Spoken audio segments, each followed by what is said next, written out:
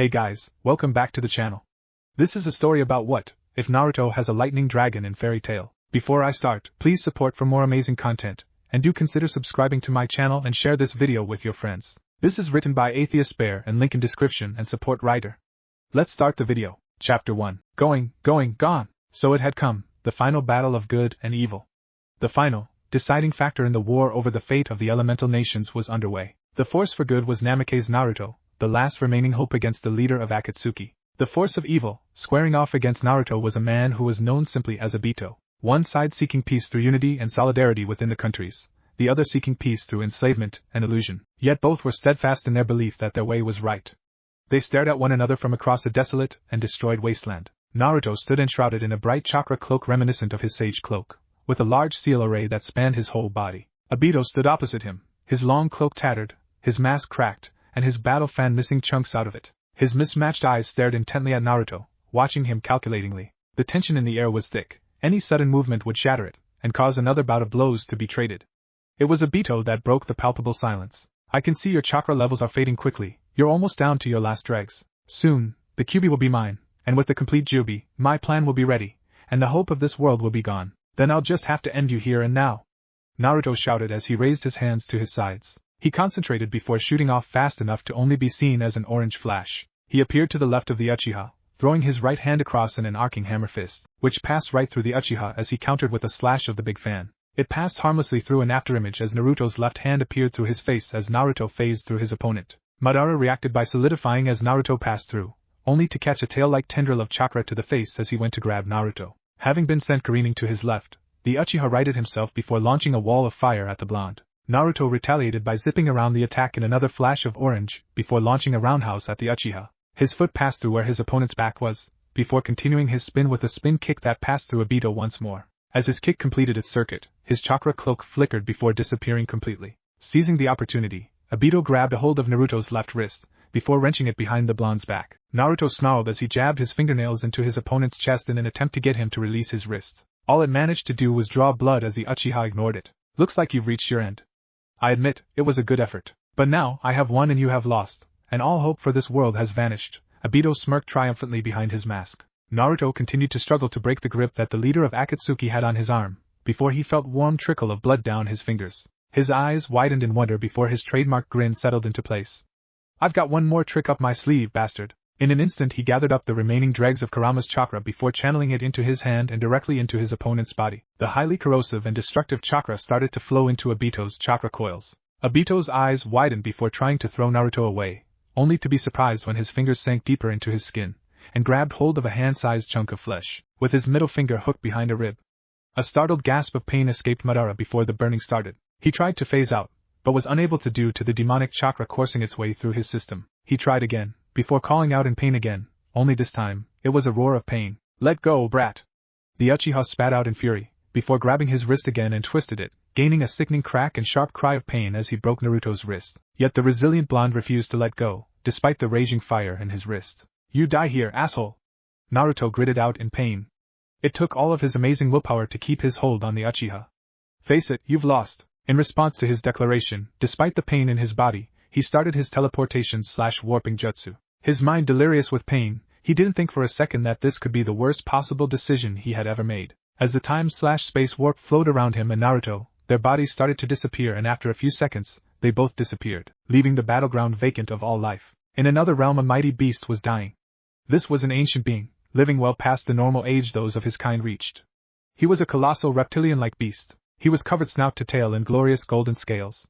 Jewelry hung from the ends of several of his facial horns. The air about him was smothered and clouded with his ancient presence. He was in his lair, filled with various piles and mounds of precious stones, gold, magical artifacts, and weapons. His head was resting on his right foreleg, his eyes unfocused as he spent the last few moments reflecting on his life. With a slow blink he came back to reality, letting out a massive breath through his nostrils. Raising his head up, he started to collect his magical energy, as his thoughts ran rampant. I will not go quietly into the abyss without so much as a whimper.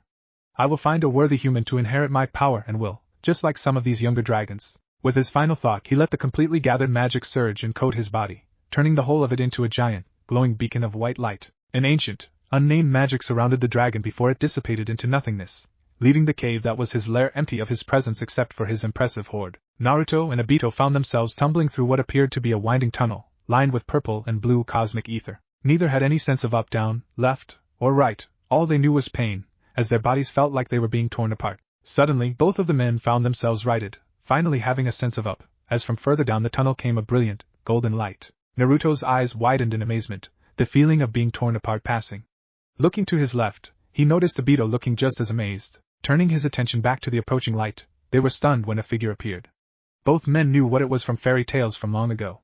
It was a dragon. It seemed just as surprised to see them, as they were it, as it came to a halt on its path before them. Hovering in nothingness, it surveyed them. A golden tendril extended toward both men, before entering their foreheads. To Naruto, it felt as if an ancient, wise presence was sifting through his memories. Whatever this dragon was, it felt natural and soothing, almost as if he was channeling nature chakra. So he let it do as it wished, welcoming it into his subconscious.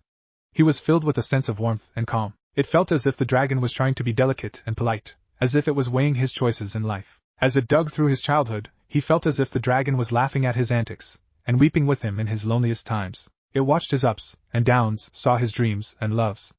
After what felt like hours, he felt the dragon had accepted him. "Give me your power.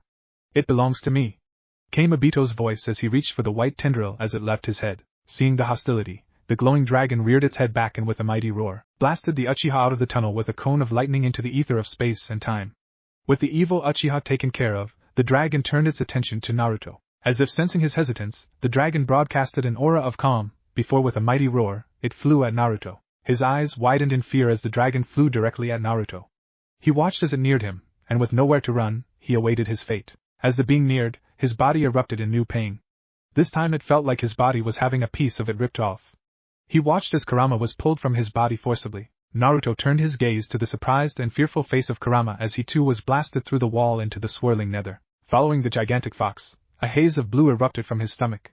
This time it felt like his life was going to end as he watched the chakra that had been his leave. Just before he felt like he was going to perish, the dragon flew into his body, becoming absorbed and replacing his chakra as his life source. A surge of power washed through Naruto's body. Naruto's eyes widened as he felt a well of foreign power within his body. Suddenly, there was a huge explosion of this new energy in his body. With a huge roar, his back arched as lightning crackled around his form. His skin changed and adopted bright golden scales, his canines lengthened, and his fingers sprouted talons. Almost as fast as the surge erupted within him, it stopped. His body fell limp as he lost consciousness, and he spiraled along on his journey through the tunnel of swirling nether. In a brilliant display of lightning and swirling light, a portal started to form in the sky outside the town of Magnolia in the kingdom of Fiori. It drew the attention of all who were outside this day.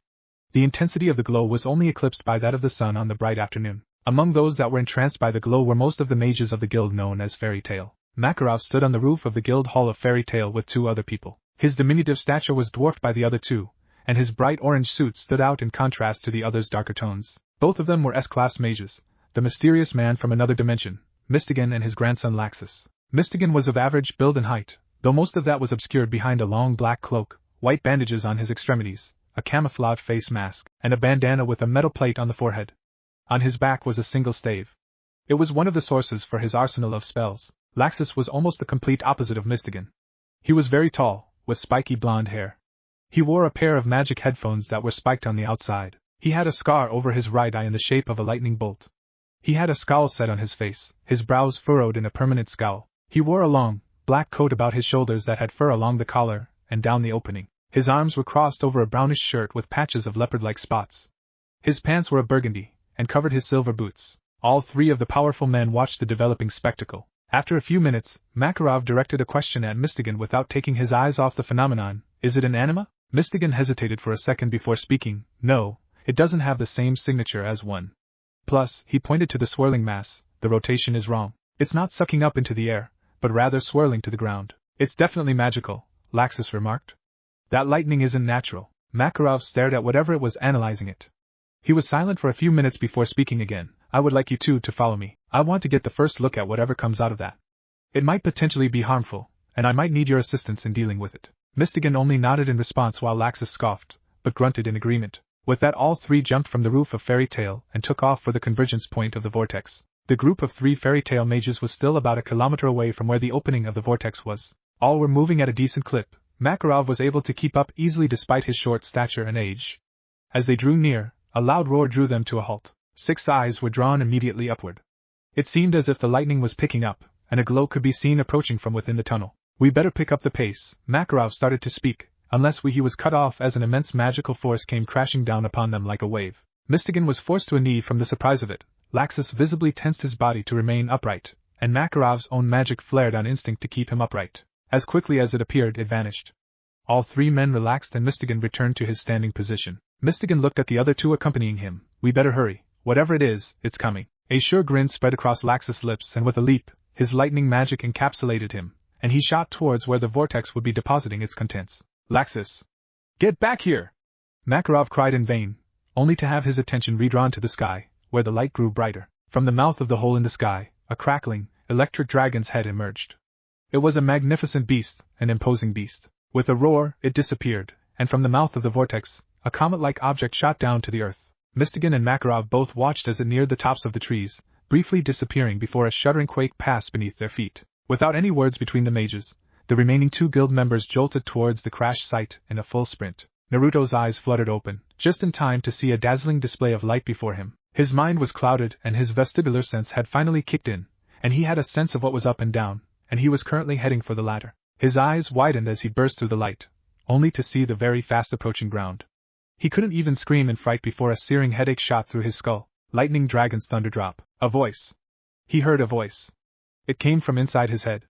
Along with the voice and words came a vision, like he was watching himself perform the move. He saw his body accumulating the electrical energy flowing within him, and then releasing it just before hitting the ground, causing a repulsion effect that left his body unharmed, as well as discharging the gathered magic in a circle around him for up to 20 feet. After processing the vision, which only took half a second, he reacted, righting himself in midair, and gathering the needed magic before his body was encased in electricity, and he plummeted straight to the ground at terminal velocity. Just before impact, due to his ingrained reflexes, he released the energy at the precise time and found himself crouched in a 40-foot wide, 15 feet deep crater. He looked around absently, not really taking in all that was around him. It seems he had landed in a forest. And that was all that his addled brain would compute. It seemed he was having a short in his brain somewhere. As he stood, blankly staring at the forest, a shooting pain throbbed through his head. He raised both hands and grasped at his blonde locks. A pain groan was all that he could manage. Inside his head all of his thoughts were a jumble of nonsense. It was hard to even grasp a single thought. Not even a memory was able to be held down long enough to process it. Naruto stumbled around inside of his crater, as he felt knowledge siphoned out of his head, only to be replaced with new. It was as if they were his own, yet he could say he never lived it. Or at least he didn't remember living it. His attention was drawn to the rim of the crater, as a voice called out to him. Up top he saw a tall man with spiky blonde hair, like his own, yet unlike his own. His eyes were a dark color that he couldn't make out, and his clothes looked very strange. He glanced at his own clothing and noticed that there was a whole lot of orange on his legs, but not a whole lot else. His body was covered in dirt, maybe from the landing. He was sore, but not painfully so, just like he had intensely worked out. He nicked his lip on one of his long, sharp canines. He really should have been used to them after having them for so long. Or had he? His mind was still a mass of unknown to himself. Hey! I'm talking to you, punk! Hearing that, Naruto looked back up to the person talking, and looked at him strangely. He knew those words, but what did they mean? Give me a moment, I'm having a problem remembering, he called back, yet looked like the guy up top had no clue what he was talking about. Speak real words, not nonsense. Laxus commanded. I am you ass! I said give me a minute! Naruto yelled back as another spear of pain shot through his skull. I'll teach you to call me an ass! Laxus said with anger in his eyes, clearly understanding one of the words Naruto said. Take this. And with that yell, he launched a lightning bolt at Naruto that closed in very fast. Electric drain. As with the thunder drop, a voice appeared in his head. Following the visions that appeared rapidly, he raised his right hand as if to catch the bolt of lightning, only for it to be absorbed into his arm. Both of the blondes watched as the lightning bolt was absorbed by the blonde, and when it was fully absorbed, his arms crackled with blue electricity. Naruto looked at his hands in wonder, before turning to the stunned Laxus with a smirk as another vision filled his head. Here's payback, asshole, Alpha Bolt! Naruto snarled at Laxus, unleashing his own bolt of lightning at the other blonde man. Unlike Laxus, his lightning was blue, and Laxus was almost too distracted by his absorption technique that he almost didn't react in time to dodge the lightning that was thrown at him. With a smirk, Laxus shrugged off his coat. You want to fight lightning with lightning, I'll give you more than you can handle. His body erupted into motion, becoming consumed in lighting and shooting off at extreme speeds at Naruto in the crater. Naruto didn't need to follow Laxus with his eyes to see where he was going to be. It was telegraphed by the lightning that surrounded the blonde. A regular mage couldn't sense it, but due to his training with Dollar He could read it almost like a book. What he didn't expect, however, is that power behind the kick that was launched at him that he blocked with his crossed forearms. He was sent flying with widened eyes. He braced himself for impact, as his body collided with the bank of the crater. Dust was once again kicked up, and Laxus' vision was obscured. "Take that, punk!" From within the cloud of dust, Naruto erupted, his hands covered in arcing blue electricity. In a split second, he was upon Laxus, who was pushed on the defensive as Naruto swung with electrified fists, intent on bringing him down. It seemed his gigawatt blade was only good enough to enhance his strength against his attacker, seeing as how all he was doing was pushing him back. Granted, the taller man's eyes were wide in surprise, but he was still able to endure his onslaught. With a cry, he called out his next attack, Lightning Dragon's Iron Fist. His fist erupted on contact with Laxus' crossed arms, sending a conical storm of lightning into the taller man's body, this time sending him careening into the crater side with a crash. Naruto watched intently for any sign of his attack arising. He didn't let his guard up, but it didn't prepare him for the lightning erupting beneath his feet. He was enshrouded by lightning that was biting at his skin and propelling him into the air. He was launched 60 feet into the air, his body stinging from the lightning biting at his skin. He glanced at the ground as he rose, only to see Laxus standing, a scowl on his face, yet not pursuing. He was underestimating the blonde in the air. As he reached his apex, he began to gather electricity into his limbs. Bringing them in close, he started his free fall back to earth feet first. He aimed his body at Laxus, whose eyes widened, before trying to jump away, only for Naruto to impact scant feet from Laxus, letting his thunder drop burst forth. The shockwave caught Laxus and sent him tumbling through the air. He was able to right himself and land like a cat, only to have to move as from Naruto's mouth came the words, "Lightning Dragon's Roar," and a large eruption of blue lightning came barreling at him. "You want to play that way?" Laxus growled out, as he began to gather his power. His upper body bulged and his shirt was ripped off as flesh-colored scales emerged on his arms. "Take this." Lightning Dragon's Roar. Naruto's eyes widened as his attack came barreling straight at him.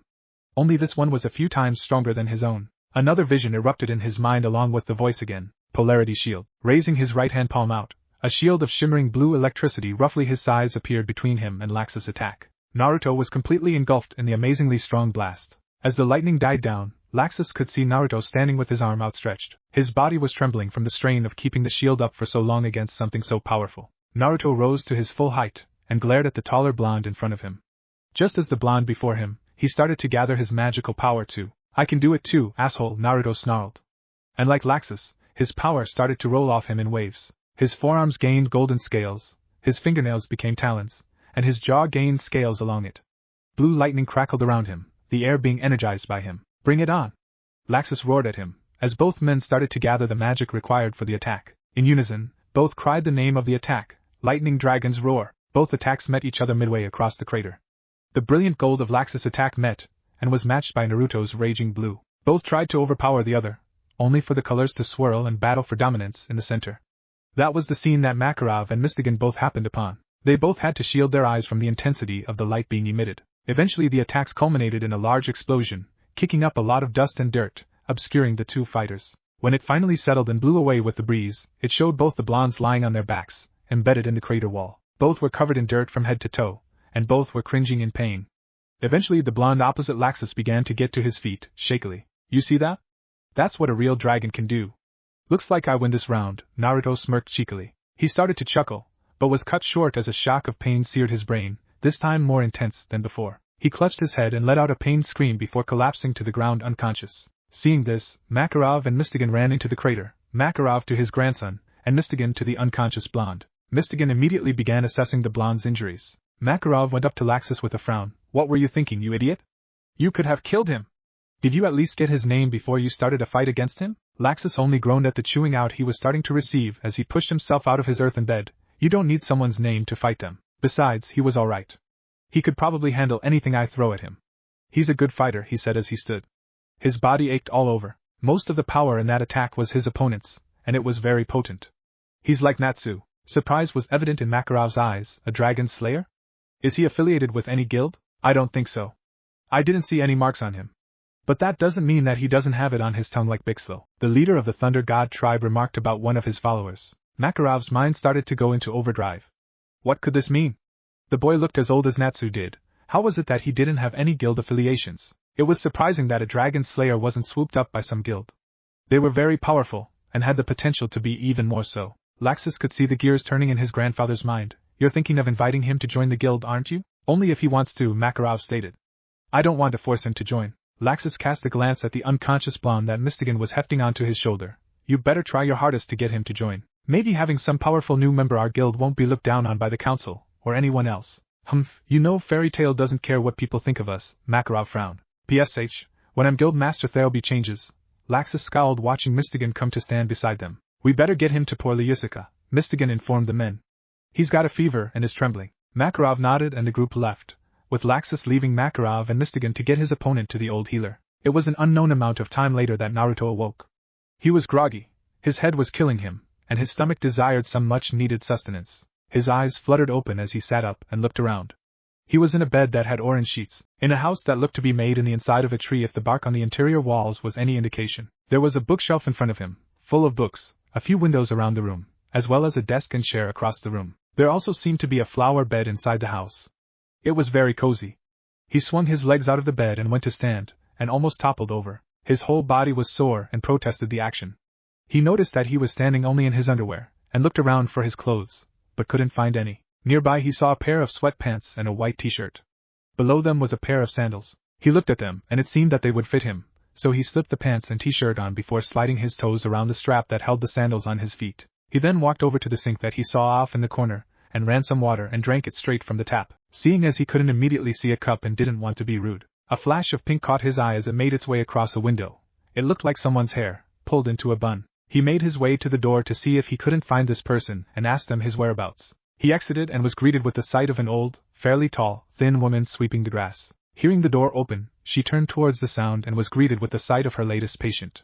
A frown marred her face. You're finally awake. About time. I was getting tired of taking care of you, poor Lyusica told the blonde. Sorry for burdening you, ma'am. Poor Lyusica, the old woman stated her name, interrupting the blonde in the process. I'm sorry? Naruto asked confused. That's my name, so use it, she said harshly. Oh, I'm Naruto Namikaze. Nice to meet you, poor Lyusica-san, Naruto said extending his hand to shake hers. Her eyes just narrowed and looked at the offered hand like it was diseased. Naruto, seeing that she wasn't going to shake his hand, lowered it and offered an embarrassed smile. So how did I end up here in your home? He asked, unsure if it was indeed her home. She stared at him for a moment before scoffing. Humph. That idiot Makarov brought you here 5 days ago. He says you fell from the sky, and that you and his grandson got in a small scuffle. Scuffle? Naruto thought to himself. Then it came rushing back to him.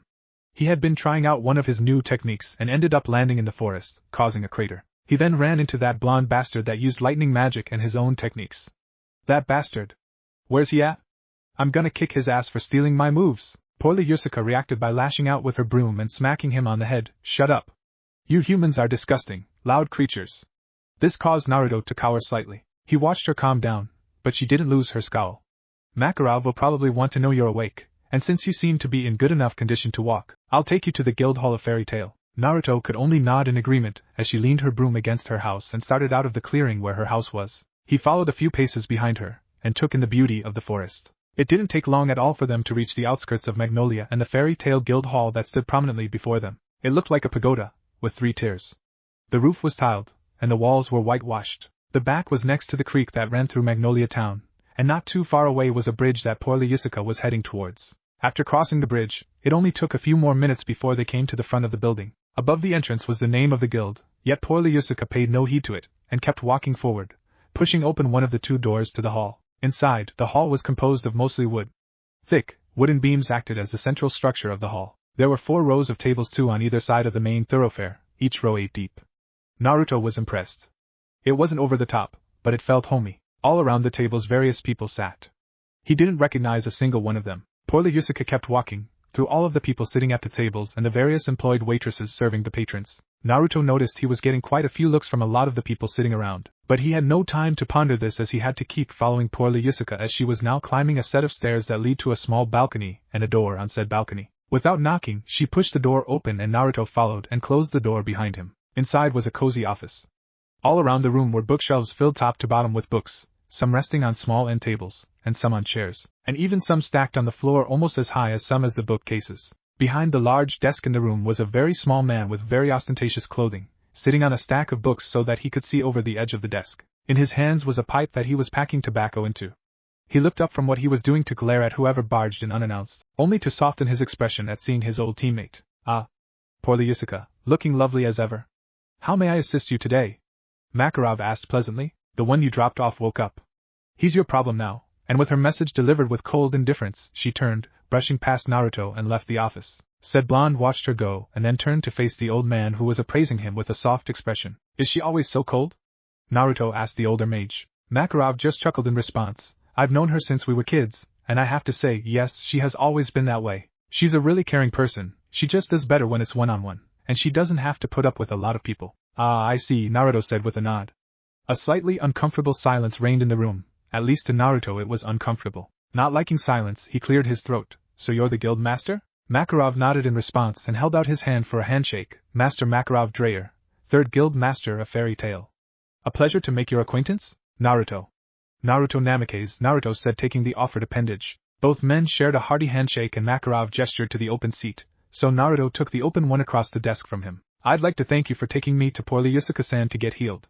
I'm very grateful, and I'm sorry if I may have harmed your grandson, he remarked, looking sheepish. His worries were assuaged as Makarov smiled and gave a dismissive wave. Water under the bridge. Besides, he told me he was the first one to strike. You were just defending yourself, so I should apologize for his actions. Don't think that they reflect all of Fairy Tail. Oh. No, never. Naruto assured the old man. Though I'd like to have another crack at him, move-stealing bastard, he muttered under his breath, but not low enough so that Makarov missed it. Move-stealing? Makarov questioned with a raised eyebrow. Naruto blushed at being heard and scratched his head in embarrassment. Well, he used a move that should only be able to be used by someone that was trained like I was, so I don't understand how he could do it. What do you mean by how you were trained? Makarov questioned, already knowing the answer. Well, I'm a dragon slayer. I was trained by the lightning dragon. He stopped suddenly. He got a confused look on his face. He couldn't remember his foster parent's name. The dragon raised him for nearly 12 years, and he couldn't remember his name. That was troubling to him. He looked at Makarov, visibly distressed. I don't remember his name. It might have something to do with your head and the fall you had, Makarov said. You took quite a plunge. I mean, you were dropped out of the sky from a swirling vortex. Maybe you fell hard enough and got some memory loss. Naruto nodded in agreement, but it did nothing to help his fear of not remembering his dragon parent's name. But I remember everything else. Well, let's see what you do remember. Let's see if your oldest memories are intact. When were you born? October 10th? Naruto asked himself, before nodding. Yeah, October 10th, the year X7X7. It's okay. How old are you? We can work that out that way. Makarov smiled at the boy. I'm 18, Naruto stated. Then that means you were born October 10th, X765, since it's May 3rd, X784, Makarov informed the young man. Do you know why you were speaking gibberish when we found you? Huh? Naruto questioned. When we found you, you were speaking gibberish with only a few coherent words that any of us could understand. I don't know what you're talking about. I only know plain English that we're speaking now. My foster parent taught me, Naruto informed Makarov. The older man just nodded in understanding. I believe you. So do you know what that portal was that you fell out of? Naruto strained his brain and could only come up with one explanation. I don't know what you mean by portal. I was trying a new technique and didn't realize how high I was when I accidentally let it go and fell to the ground. Makarov nodded in approval. He didn't think that Naruto's memories were actually true, but that they were what his mind conjured up for him to deal with what happened to him. He pulled his pipe out of his mouth and snuffed the flame with his thumb. Have you put any thought into what you will do now that you are recovered? Naruto adopted a thinking pose for a minute, before nodding. Well, I would like to repay poor Yusuke-san for taking care of me, and I would like to repay you as well, for bringing me to her so I could get treated. Makarov waved a dismissive hand again. No need to repay me, my boy. I did just what I thought would be right. With a calculating look in his eye, he posed another question. You're not affiliated with any guild, are you, Naruto-kun? The blonde responded with a shake of his head. No, I never really felt the need to. I mean, I have a fairly good amount of riches that was left behind by my foster parent. The elder just nodded his head. I see. If I extended an invitation to join our family, what would you say? This took the blonde by surprise. Well, I would be honored that you would offer. But, you know, Makarov started before swiveling his chair and looking out the window behind his desk. Laxus expressed hope that you would join. He expressed his desire to fight you again, and it would be a lot easier to track you down if you were here, with us. Sparks seemed to dance in Naruto's eyes at the mention of battling Laxus again. So, that bastard wants a rematch, huh? Well, let's go. We'll settle his move-stealing ways here and now. Actually, he and his team have gone on a mission. They won't be back for a month or two, Makarov said with a shrewd smile that Naruto couldn't see. Said Blonde bristled. Well, I guess I'll just have to join up then. I got a bone to pick with that bastard. Makarov swiveled back around, a grin plastered on his face. Glad to hear it. Let's get this all official then. And just like that, Naruto had been suckered into joining up with Fairy Tail, thinking it was his own idea in the first place. An hour later, Naruto emerged from the guild master's office, Makarov in tow. He had gotten the guild stamp placed on his left shoulder in a bright orange that stood out against his skin and could be seen through his t-shirt. The pair made their way to the bar, where the resident barkeep, Mary Jane, was returning with a platter full of cups. Her big blue eyes widened before closing with her smile. "Good afternoon, master," she said with a small bow, inadvertently giving Naruto a better glimpse at her impressive chest that was confined behind her elegant red dress. She righted herself and turned her smile to Naruto, who couldn't help but return it to the beauty. "Who is this?" "This is our newest member," Makarov told the woman. "Naruto Namikaze." Naruto introduced himself, extending his hand to shake hers. She grasped his, and he was amazed at just how small and soft her hands felt in his. "Mira Jane Strauss, but everyone just calls me Mira," she smiled kindly to Naruto. They then disengaged their handshake as she clasped her hands in front of her chest. "Please allow me to be the first to formally welcome you to Fairy Tail. I hope that you have a good time and that we can all find a new friend in you." Naruto blushed and scratched his cheek at her exuberance. "Well, thank you very much. I hope to make many friends during my time as well." Makarov, satisfied that he was already making friends with his new fellow guildmates, turned to Mira. "Please see to it that a tab is opened in his name. We'll run a tab until you get some money in your hands, okay, Naruto-kun?" Naruto nodded, feeling sheepish. "Okay. I can go get some money though. I just have to return to my home. It'll be about a full day's round trip from here." Makarov raised his dismissive hand again. "There's no rush, Naruto-kun. We're a family here, and we take care of our own. Please, you must be tired still from your stay with poor Yusuka. So take a few days, make some friends, then we can start to worry about money and jobs and such." Naruto could only nod his head at the old man. He watched as the old man returned to his office, then turned back to the beautiful waitress that was giving him her attention. "So what would you like, Naruto-kun?" Mira asked as she pulled out a menu from beneath the counter. "I'll have." It was 3 hours later that found Naruto sitting at the bar, his back resting against it, a mug of amber liquid in his right hand. Over the last 3 hours he had talked with Mira as she came back to the bar after dispensing the orders that kept coming in from all of the thirsty and hungry patrons. He could say that she was his first official friend in Fairy Tail. They had talked about anything and everything that came to mind. He learned that she was an S-class mage, despite the fact that she rarely, if ever, went on missions anymore. She preferred to stay at the guild hall and take care of all of the people visiting and returning home. She said that there was nothing like seeing at least one friendly and familiar face in the guild. He also learned that she was very adept at transformation magic, which she used to impress him by transforming her face into that of his. It was weird seeing himself with womanly curves, but it didn't feel like he hadn't seen something similar before. He told her that he was a dragon slayer, seeing as she shared her skill with him. It surprised him when she said that there were now 2 dragon slayers in Fairy Tail. "So if you're a dragon slayer, what element do you have control over?" Mira asked, wanting to know all about him. Naruto simply held up a hand and generated a small bit of blue lightning around his hands, manipulating the current so that it took on the symbol of Fairy Tail. "Lightning," he replied with a smile. She smiled back at him. "Wow, now not only do we have 2 dragon slayers, we also have 2 lightning element mages." "Oh, don't remind me," Naruto scowled. Mira Jane just cocked her head to the left in curiosity. "You know Laxus?" Naruto let out an undignified snort. "Yeah, I know that move-stealing bastard. Next time I see him, he'll get his rematch, and then some." Mira was now even more confused, but just nodded in agreement before excusing herself to give out more orders. He then noticed another presence slide up to his opposite side. Turning, his eyes widened in surprise at the state of dress, or was it undress, of the girl that sat down next to him. She wore nothing but sandals, capris, and a bikini top. There was also a strap of a small satchel that hung at her left hip that followed the valley of her rather large breasts. Her guild stamp stood out prominently close to her left hip on her lower abdomen. Her long, brown hair hung in sheets around her shoulders. A red flush was very noticeable across her pretty face. The large amount of alcohol sitting at the table in the direction from which she came must have been the culprit for that. She smiled coquettishly at him, causing him to blush a bit. "So did I hear right, and you implied that you fought Laxus and survived?" she asked with a dazzling smile. "Not just survived, I won. If I hadn't passed out from a really bad headache, he'd be in the hospital still." "That smug bastard," Naruto said with a scowl. The beautiful brunette's eyes widened in appreciation of his accomplishment. To say she was surprised was an understatement. She let out a small whistle. "Wow, you must be pretty powerful to take on one of Fairy Tail's strongest and come out on top." "Besides the master, Laxus is the second strongest in Fairy Tail." "Really?"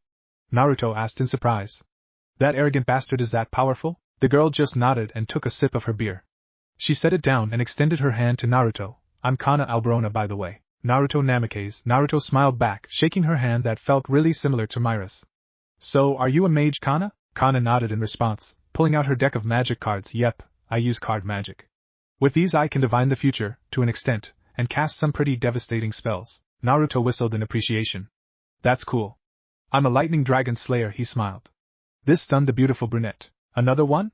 "Natsu's gonna flip when he hears this," Kana smirked. Who's Natsu? Naruto questioned. He's the fire dragon slayer of Fairy Tail, came Myra's voice from behind him.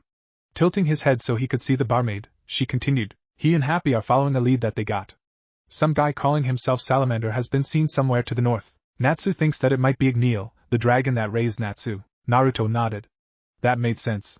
He took a sip of the beer in his hand and set it down on the counter. He then looked at both of the beautiful ladies who were both looking at him. He decided to tease the girls and see how they reacted when he turned the Namake's charm up to 11. So, what did I do to earn the honor of being the center of attention of two very beautiful women? Kana smirked in response, very used to having many guys hit on her. Mira just smiled with a bit of a flush on her face, also used to having men hit on her, but not used to being called beautiful. Kana took another swig of beer before answering. Hey now, I usually charge for people to be in my company before getting to know them fully. So count your blessings that you're good looking and I won't charge you for that. It had been a long time since Naruto had been complimented on his looks, which caused him to blush.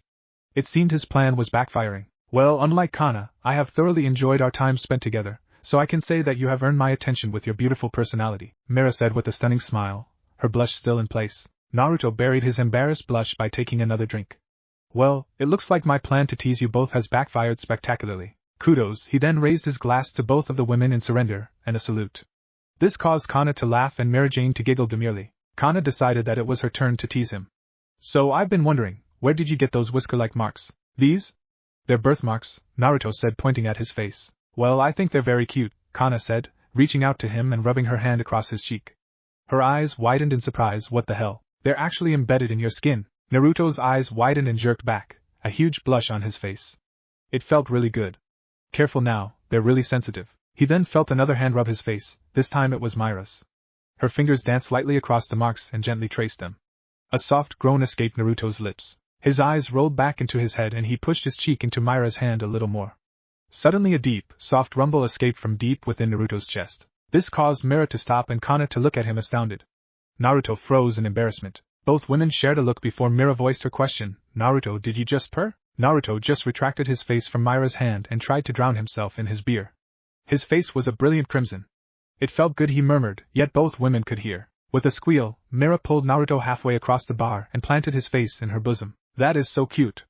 Mira gushed as she held his face between her breasts with her arms wrapped around his head in a hug. Kana couldn't help but grin mischievously. Hey, Elfman. The new guy's putting the moves on your sister, she called across the hall. Naruto managed to free himself in time to hear a loud what? From across the hall and watched as a giant of a man came barreling toward the bar. Yep.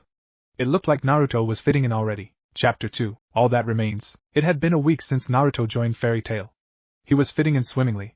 His best friends in the guild were Mira Jane and Kana. He had the opportunity to meet a lot of the members in the guild, yet he hadn't met everyone. There were still a lot of people out on jobs, and unfortunately for him, Laxus still hadn't come back so that he could kick his ass. Mira and Kana had suggested that he let it go, but he was too stubborn to dream of doing something like that. It went against his code of honor. It was plain as day in his code, kick punkasses' asses. Especially move-stealing punkasses. It was around 9 in the morning when Naruto emerged from the guild's showers.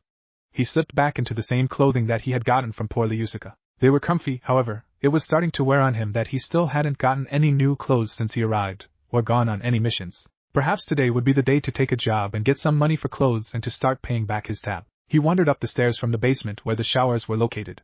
He walked over to the request board to see if anything caught his eye. He started reading over the requests, eyeing some of the bigger rewards, yet not taking any of them. He happened to glance at a mission with a small reward, yet had a destination that was close to where the cave where he was raised and trained in was. He reached out to take it, only to grasp it at the same time as a smaller, petite hand did. He looked over and saw someone else he considered his friend, petite, little Levy McGarden. Her attire was composed of a yellow bikini top with a green vest that enhanced her small bust along with a pair of capri pants and a pair of sneakers. Her hair was pulled back away from her face with a yellow ribbon. The little brunette, and he had hit it off after talking with her over a book that she was reading. Oh. Naruto, I didn't see you, she said as she let go of the paper and Naruto pulled it off the board. I see you wanted an easy job to do as well. Oh well, you can have it. Wait, Levy, Naruto said quickly before she could walk away. You can have it. He extended his hand out to her. The small woman shook her head violently. No, no, no. I couldn't. You got it first, I'll just find something else. She released a sigh. Even if I have to take those two idiots along with me. What's wrong with Jet and Droy? Naruto asked perplexed. They're being insufferable. They've been wanting to go on harder and harder missions, but I'm not that physically strong, and I can't fight like they can. I'm best suited for mental jobs, Levy commented to the taller blonde. I figured I would take an easy, solo job just to get away from them for a day or so. Naruto nodded his head in understanding. He looked back down at the piece of paper, before looking back at her. You wanna come along? I only wanted to take this one since it was close to where I needed to go. You can even have all of the pay, what do you say? Levi's eyes widened as her hands started waving erratically in the air in front of her. That's okay. I don't need the money. But I'll come keep you company. Naruto just shook his head at her. She was such a funny one, very cute and quirky. He and Levi then made their way to the bar where Mira was standing. He waited to see if she was going to attack him like she did every day since the one time that he purred. Every day, without fail, she would grab him around his shoulders, holding him to her chest, and then proceed to try and get him to purr by softly stroking his cheek. And every day, without fail, he would let out a purr. And that would start a fight with another friend that Naruto had made, Mira Jane's brother, Elfman. Despite his assurance that he wasn't putting the moves on his sister, Elfman would still get protective of her, and they would end up brawling across the floor. Of course, Naruto would end up victorious. He might have been outmatched in size and weight, but he more than made up for it in sheer strength and speed. Despite his slender size, he was a body of hard, defined core muscles. Elfman came to respect the smaller blonde after Naruto had overpowered him and put him into a submission hold. It was definitely the most unique way he had made a friend. As Naruto approached Mira, he was wary and on guard. He knew she was going to strike, he just didn't know when. Watching her closely for any sudden movements, he held out the job request before him to her. She smiled at him and accepted the job request. This seems like too easy of one for someone of your power, Naruto, she remarked before setting it down on the counter before her. Well, it's on the way to where I want to go, so I figured I would knock two birds out with one stone. Besides, Levi wanted to do an easy one, and we both reached for this one, so we'll keep each other company on the trek, he said, still giving her the stink eye. Mira turned to Levi, seeing her for the first time, and smiled. I see. Need a break from your team? Levi's shoulders slumped, and she let out an exhausted sigh. Ugh, you have no idea. Mira giggled before reaching down beneath the countertop. Her sudden movement caused Naruto to flinch and jump backwards a couple feet. This just made Mira and Levi stare at him in confusion. The blonde's face flushed before pointing an accusing finger at Mira. Don't you act like you don't know why I did that. Mira only smiled serenely at him. I have no idea what you mean. This caused Levi to giggle at Naruto's antics, which only served to make him blush even more. Mira just reached down and brought up the ledger used to mark down which jobs were currently underway and who was taking it. She then reached down and retrieved a small piece of paper. The only thing written on it was a single address. She extended it out to Naruto, who walked up and took it. Just go there, the client will give you the delivery that he wants made, then you're off, she said with a smile. Naruto just looked down at the address in his hands, before slowly turning around. Okay, we'll see you tomorrow evening then. Oh, and Naruto? Mira called, stopping him from taking a step. His eyes widened in horror as to what was about to happen. Her arms lashed out, grabbing him firmly, before pulling him back into her soft chest, and rubbing her cheek against his, which despite all his effort, still caused him to purr loudly, attracting the attention of Elfman. Wrestling Mira's arm off his shoulders, he grabbed Levi around the waist as he bolted through the doors of Fairy Tail. Kaiwaya!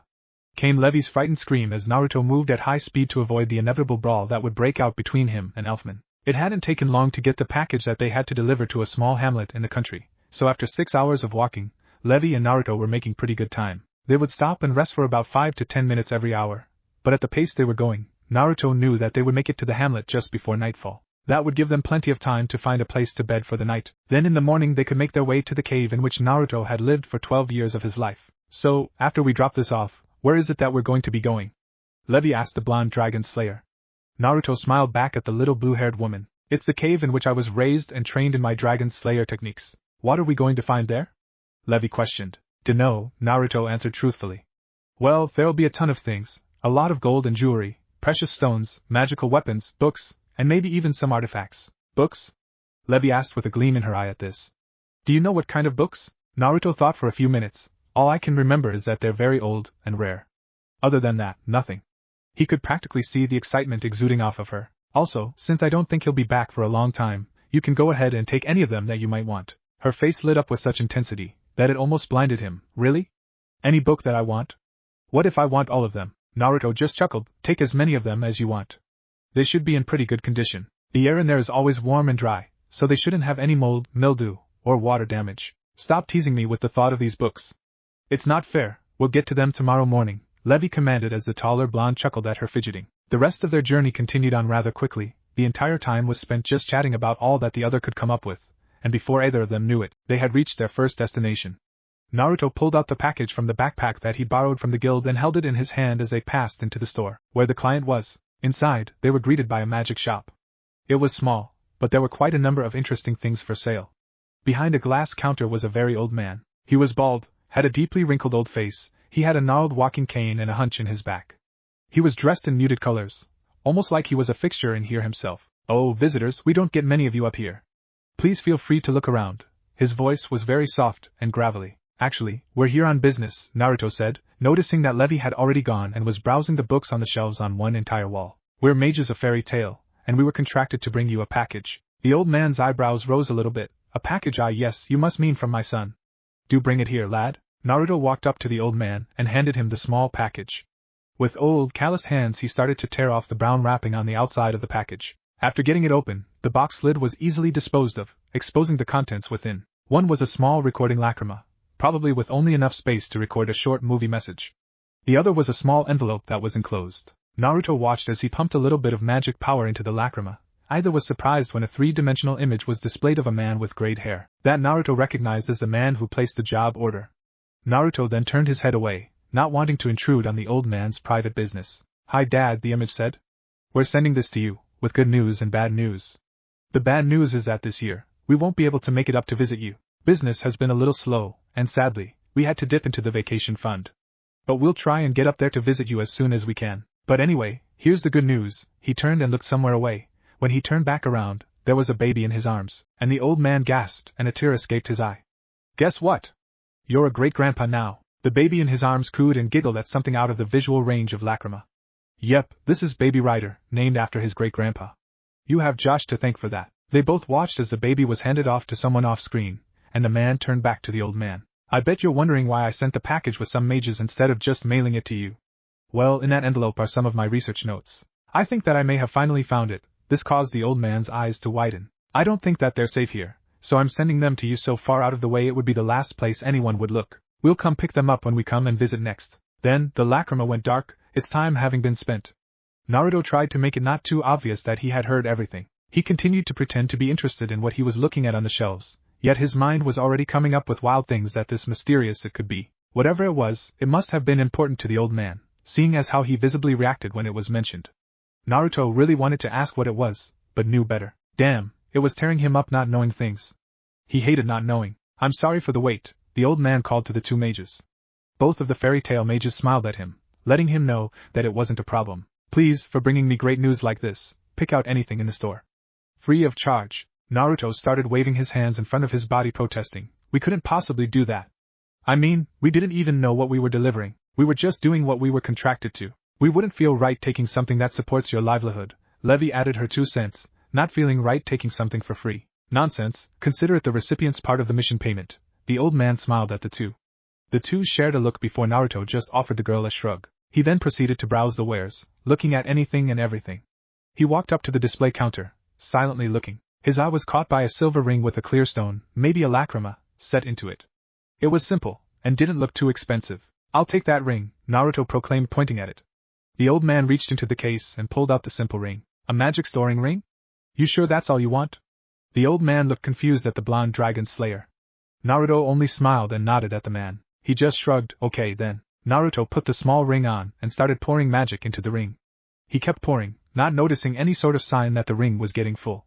"Why isn't it getting full? It's only a small ring, it shouldn't hold that much energy. It's been reinforced with runes, making the lacrima hold many times more than just a single spell's worth of magic. It will glow a color that reflects your magic when it's full," the old man informed Naruto.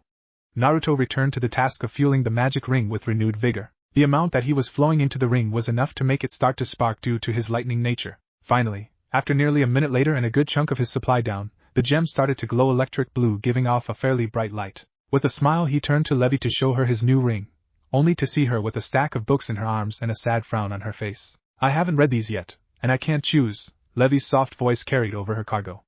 Naruto's only reaction was to sweat drop at her plight. He then just shook his head in disbelief at her antics before going to see if she wanted his assistance. The next morning found the two fairy tale mages waking in the early morning light, in a small clearing in the woods. The two had spent too long in the magic shop the evening before, and the only place that would rent out a room had closed up for the night, forcing the pair to make camp and have a nice meal of some rabbits that Naruto had hunted up. Levi had apologized, but Naruto had waved her off, saying that he preferred to sleep outside. It was how he had done it the last 6 years. After a refreshing breakfast of some wild berries that hadn't been seen the night before, the two continued on their journey to the cave that was only about an hour out from where they were. Levi's excitement was easily spotted. Despite her staying up so late that she fell asleep reading, she was super excited for the treasures that waited for them ahead. Having arrived at Naruto's destination, he called a halt to the walking. Levi looked around in excitement. Her sentiment quickly changed to confusion. I don't see any cave. Of course not. Would it be a secret dragon's hoard if it was easily seen? Naruto asked while walking up to a huge boulder. He walked to the left-hand side of it, and placed both of his arms against the stone. His muscles noticeably bulged and strained as with a cry of exertion, he started to push the boulder out of the way. Levi watched in stunned silence at the display. It would take an amazing amount of strength to move the boulder, and it showed just how physically strong the blonde was. Just how strong are you? Levi asked in awe at his physical prowess. Naruto just chuckled and rubbed the back of his head. Well, strong enough to move that, evidently. But to answer your question, I'm not quite sure. That's taking not knowing your own strength to a whole new level, Levi sighed. Never mind that, Naruto said. Let's head inside. Levi nodded, following the blonde with a smile of anticipation. Stepping through the doorway into the blackness of the cave didn't do her first impression justice. It was only when Naruto started throwing lightning bolts all over the place that it started to be seen. Each bolt hit a different lacrima, thus lighting the entirety of the cave in a bright blue-white glow. It was then that Levi's eyes widened in wonder and amazement. The cave was hundreds of feet across, and who knew how deep? That wasn't what was so impressive. It was the small mountain of gold, silver, jewels, weapons, antiques, and so many other things that couldn't be named that stared at her. So, this is the place that I called home for 12 years of my life. What do you think? Naruto asked his small companion. He saw her jaw go slack at the amount of stuff that was in the cave. It's not really that impressive. Are you kidding? Levi screamed up into his face, having to get up on her tiptoes to even be able to do that. With all this you could buy an entire country, and still have enough to pay everyone in it. You could be a king with this. Naruto scratched his head and gave an awkward smile. Yeah, but I don't need much to live on. Just enough for a roof over my head, food in my belly, and maybe a little bit left over for a few trinkets and baubles. I'm a simple kind of man. It doesn't take much to keep me happy. Nothing in the world beats a few drinks with good friends. Levi just stared at the young man in awe. It made her happy to hear that, knowing that some people were just that humble and genuine made her day. She walked up to Naruto and wrapped her arms around his waist in a hug, and leaned her head against his chest. You're a really good guy, you know that, Naruto? Naruto slowly returned the hug. Thanks, Levi. You're not so bad yourself, he replied awkwardly. Levi released him from the hug and gave him a bright, beaming smile. So, where are those books at? Naruto jerked his left thumb to the right. There's a small antechamber over there. He punctuated it with another toss of a lightning bolt that zoomed through the air, before banking around a corner, culminating in the same blue-white light coming from the room. He watched Levi squeal before darting off to the new light source. She rounded the corner, and her footsteps came to an abrupt halt. A soft gasp could be heard by Naruto through the doorway. Holy cow! Look at them all! Came her soft voice, only really loudly. It brought a smile to the blonde's face to hear that. It always made him feel good when his friends were happy. He then proceeded to turn to the horde in front of him, and let out a small chuckle. Well, master, you move your ass of old, you lose your gold, he smirked before hanging his head in exasperation. You taught me many things, but the art of poetry was not one of them. He then took off the backpack before walking up to the pile and started shoving handfuls of random coins into it. When it was about half full, he paused, looking at it. Then he continued shoveling more in, finally stopping when it was 3/4 full. Nodding in satisfaction, he closed up the pack before testing the weight of the bag. It weighed around 30 kilograms, yet didn't feel that way to him. He was more worried about the bottom bursting or the shoulder straps snapping. He looked around the chamber, his eyes landing on a rather comical sight. Levi had donned a backpack, and that backpack was several pounds heavier than it had been. The evidence was clear by the very boxy shape. It was jam-packed full of books. That wasn't the funny part though. The funny part was that it was hard for the petite woman to stand. The weight of the books was too much for her. Naruto couldn't help it. A snort escaped his nose, trying to hold in his laughter. Of course, this caused the brunette to narrow her eyes at Naruto. It's your fault for telling me you had no limits on how many books that I could have. She shouted at him. Her eyes widened in surprise as the weight of the backpack counterbalanced her, dragging her back to the ground, which wasn't very far on the arc that it traveled. Her feet remained planted on the ground, yet she was staring at the ceiling of the cave. Now, Naruto wasn't holding in his laughter. The sight was way too much for the blonde. Oh man! That's too funny! He crowed as he gasped for breath. Yes, very funny. Now come here and help me! Levi cried in frustration. Naruto made his way over to the downed girl, and grabbed the top handle of the pack, pulling it, and the petite woman to the correct, upright position. He looked at the girl, then at the bag, and then back to Levi, and it was like a light went off in his head. Hey, slip out of that pack for a minute. I got an idea. Levi did as he asked, and slipped the straps from her shoulders and turned to face him as he set his own pack and hers to the ground. What's your plan? Well, you said that you specialize in solid script magic, but you also know runes, right? He asked, getting a nod in response. I had this technique that I was practicing. That's how I fell from the sky, see? He asked again. Without getting a response, he started to jump up a stalagmite until he reached the top of it. I was actually trying to use it to fly, but I still have to tweak it a bit. Right now, it only lets me glide, and with that, he leapt from the stalagmite. His arms were surrounded in blue electricity, and it slowed his descent to the ground a good bit. So much so that he was able to maneuver around a few stalactites, and eventually drop to the ground next to Levi, who was in awe at his newly revealed technique. So I figured maybe you can make a containment rune or something, and then I could charge it with my static thrusters and we could travel comfortably, without the weight of the bags to distract us. Levi thought about it for a moment before posing a question to Naruto. But won't it put a drain on your reserves? Nah, it's so minimal that I don't even feel it, Naruto responded, assuaging her worries. Then, yeah, I should be able to do it, she replied as she rifled through a couple books that were in a small satchel that she carried on her, pulling out one on runes, along with a few sheets of paper and a quill that never ran out of ink. This might take some time. I'm nowhere near the level of Remaster as Freed. I'm also nowhere near as elegant with my runes as he is. Take all the time you need, Naruto smiled at the energetic woman. It took longer than expected for Levi to actually make the containment runes, and it took even more time allowing Naruto to charge them with his static thrusters. But it was worth it, because now their packs weighed a fraction of their original weight. They had lost 3 hours for the comfort of travel, and neither could complain. After replacing the boulder back over the entrance to the den, Naruto had suggested that they should head back towards the town that they had delivered the package to. Naruto had seen a shop and was looking to get some different clothes. The return trip was interrupted by Naruto stopping Levi after only 40 minutes of walking. He took a deep whiff of the air around him, before his eyes widened. Smoke. There's been a fire. Let's hurry. With that, he scooped Levi up in his arms, having removed her bag, and slinging it alongside his on his shoulder. He charged his legs with his lightning, and they shot off at incredible speeds. What would have taken them around another half hour of walking, took only 3 minutes. The cause of the smoke was evident. The small shop that he delivered their package to was just smoldering, blackened beams and wall studs. Just about everyone in the hamlet and the surrounding area was there. They were all stunned, seeing the destruction of one of their own businesses. He walked up to one of the nearest people, clapping his hand on his shoulder to get his attention. Who are you? What do you want? The man asked in confusion. We're fairy tale mages. We just delivered a package to the owner of that shop. Is he okay?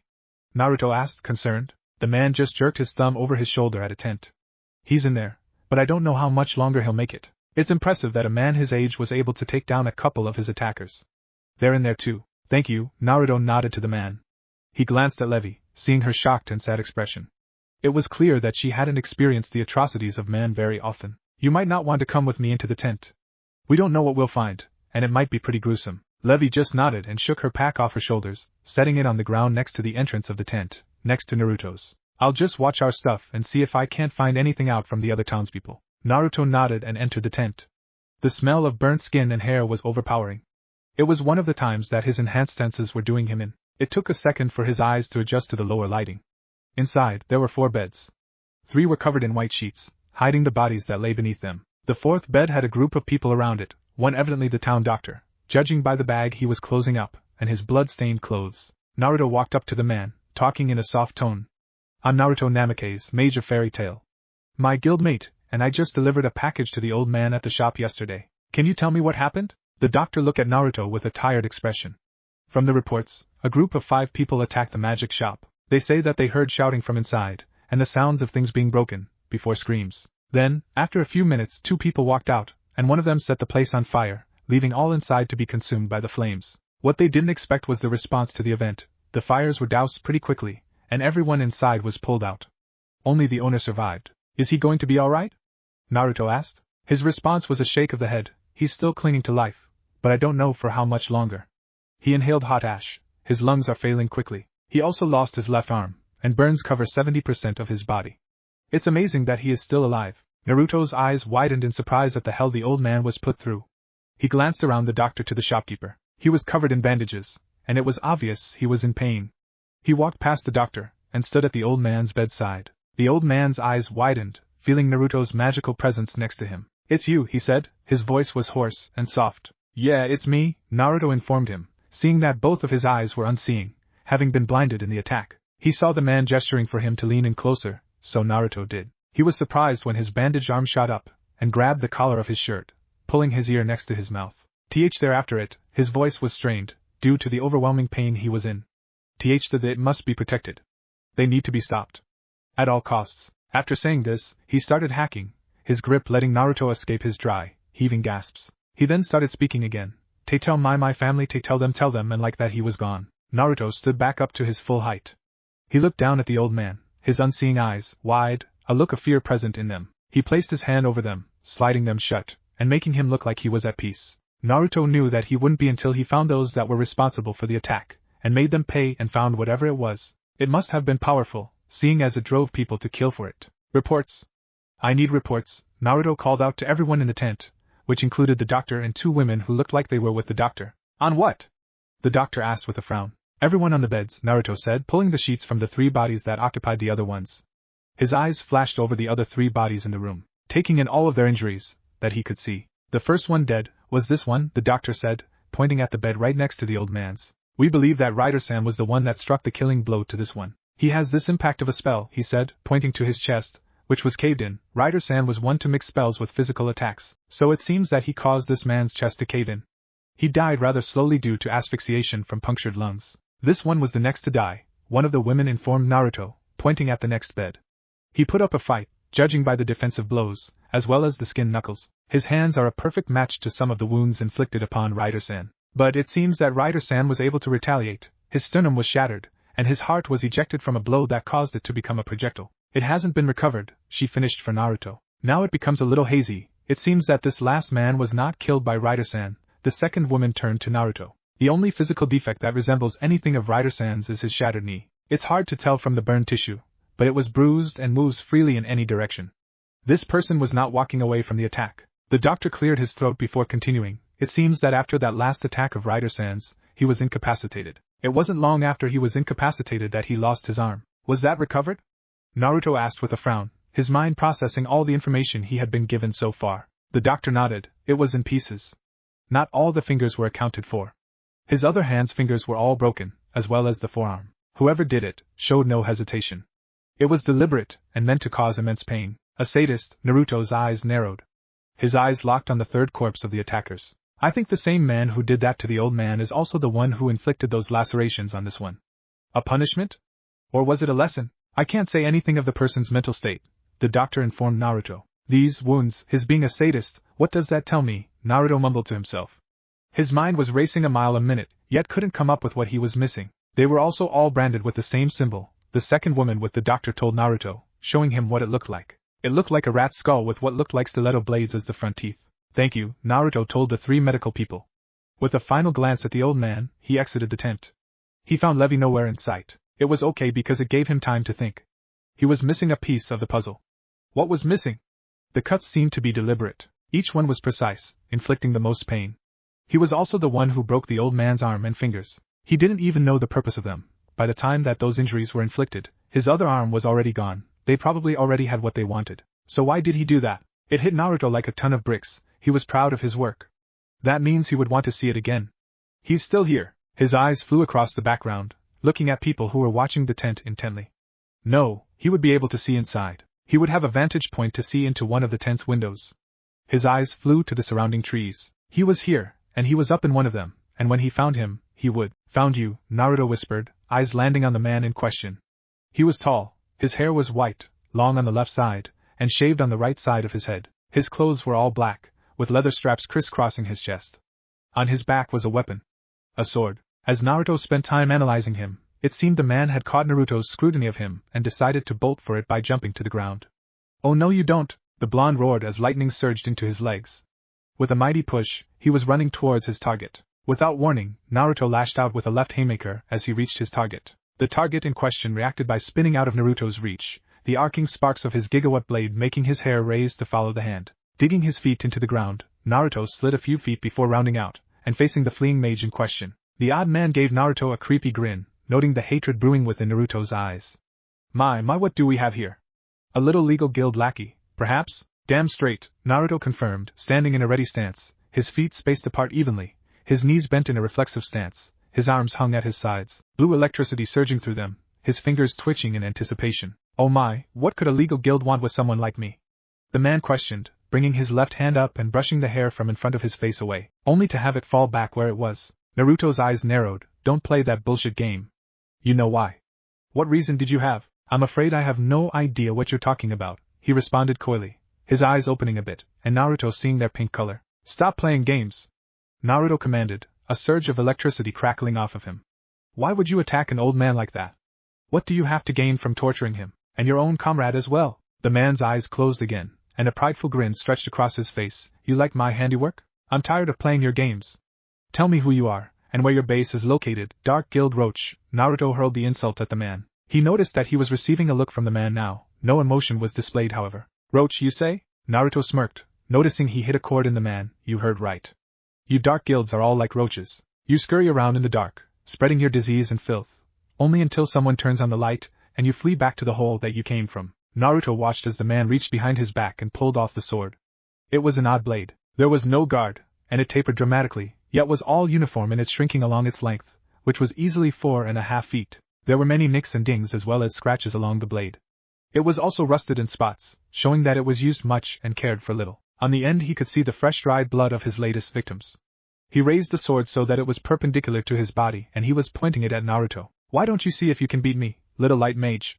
Then I'll tell you all that you want to know. It would please me to no end, Naruto growled. His arms still crackling, he sprang forward, swinging his right fist at the mage. The sword wielder moved to slash at Naruto, only to have his eyes widen as Naruto suddenly appeared within his guard, his fist impacting into the swordsman's chest. The dark mage backpedaled, lessening the force of the blow, yet getting a shock from Naruto anyway. The man in black rolled to his left, bringing his sword arm to bear on Naruto, who ducked out of the way and rolled to his left. As he completed his roll, he launched a bolt of lightning at the mage, which struck him in the elbow of his right arm. Ack! The swordsman cried out as his arm spasmed and he dropped his sword. His swung low and back around to his right, catching his sword just before it hit the ground with his left hand. Both fighters stared at each other for a moment before both exploded into motion. It seemed that the man in black was significantly better with his left hand, as his movements were more precise and executed at a faster pace than before. Naruto was able to dance around all of his strikes, but they were quick enough that he wasn't able to retaliate. What's the matter, light boy? Does this roach have you on your laurels like the dog you are? Naruto went to dodge another swipe of the sword when his left foot slipped and he lost his traction. Shit! Die! The swordsman screamed as he capitalized on Naruto's off-balance stance and unpreparedness to unleash a powerful strike. What he didn't expect was for Naruto to lash out with his fist and bat the blade out of the way with the back of his hand, and simultaneously hurl a glowing orb of electricity at the slender man's chest where it stuck. The orb detonated in a brilliant explosion of electricity, the shockwave of which sent both combatants tumbling away from each other. Naruto ended up tumbling across the dirt, before connecting with a tree rather harshly, that knocked the air from his lungs for a minute, but he received no damage from his own attack. The black-dressed swordsman was a different story. The detonation had blown up on him, sending untold volts through his system. His muscles were in spasms, while his motor skills were temporarily hampered. He lay on the ground groaning, his chest covered in electrical burns, and his upper body was now exposed, the explosion having shredded his clothing. Both were on the ground trying to recover faster than their opponent. As it so happened, Naruto recovered a second before the swordsman, allowing him to pounce upon the still struggling dark mage. With his opponent restrained beneath him, Naruto unleashed his fury at the man below him. With fists crackling with lightning, he landed blow after blow to the dark mage's face, each eliciting a cry of pain. After a few good solid hits, he planted his hands on his shoulders and sent a current of electricity through the dark mage's body. The action elicited a pained yell from the man, but it was cut short as Naruto stopped. You like my handiwork? Naruto questioned, mocking his earlier question. It was then that he noticed that his opponent had tears at the corners of his eyes, and it dawned on him. So you can dish out the pain, but you can't take your own medicine? Naruto punctuated his question with another burst of electrical current through the man's body.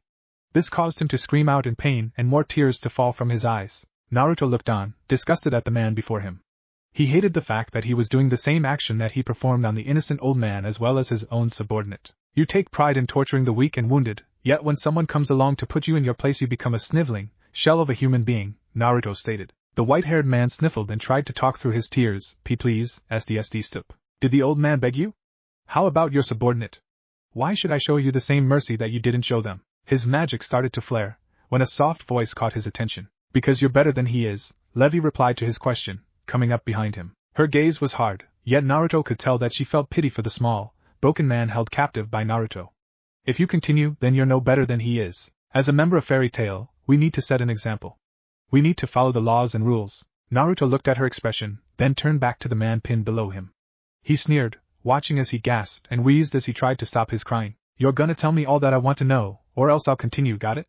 It was an empty threat, yet the sadist didn't know that. Seeing the man's nod, Naruto started his questioning. What guild are you from? Demon's Tongue, he answered truthfully, fearful of Naruto's wrath. Why did you attack the old man? We heard that he was receiving a package with research containing a powerful artifact. Here he had to breathe a few times, he's still recovering from his breakdown. We wanted the location so we could get it for ourselves. What is this artifact? It's a book.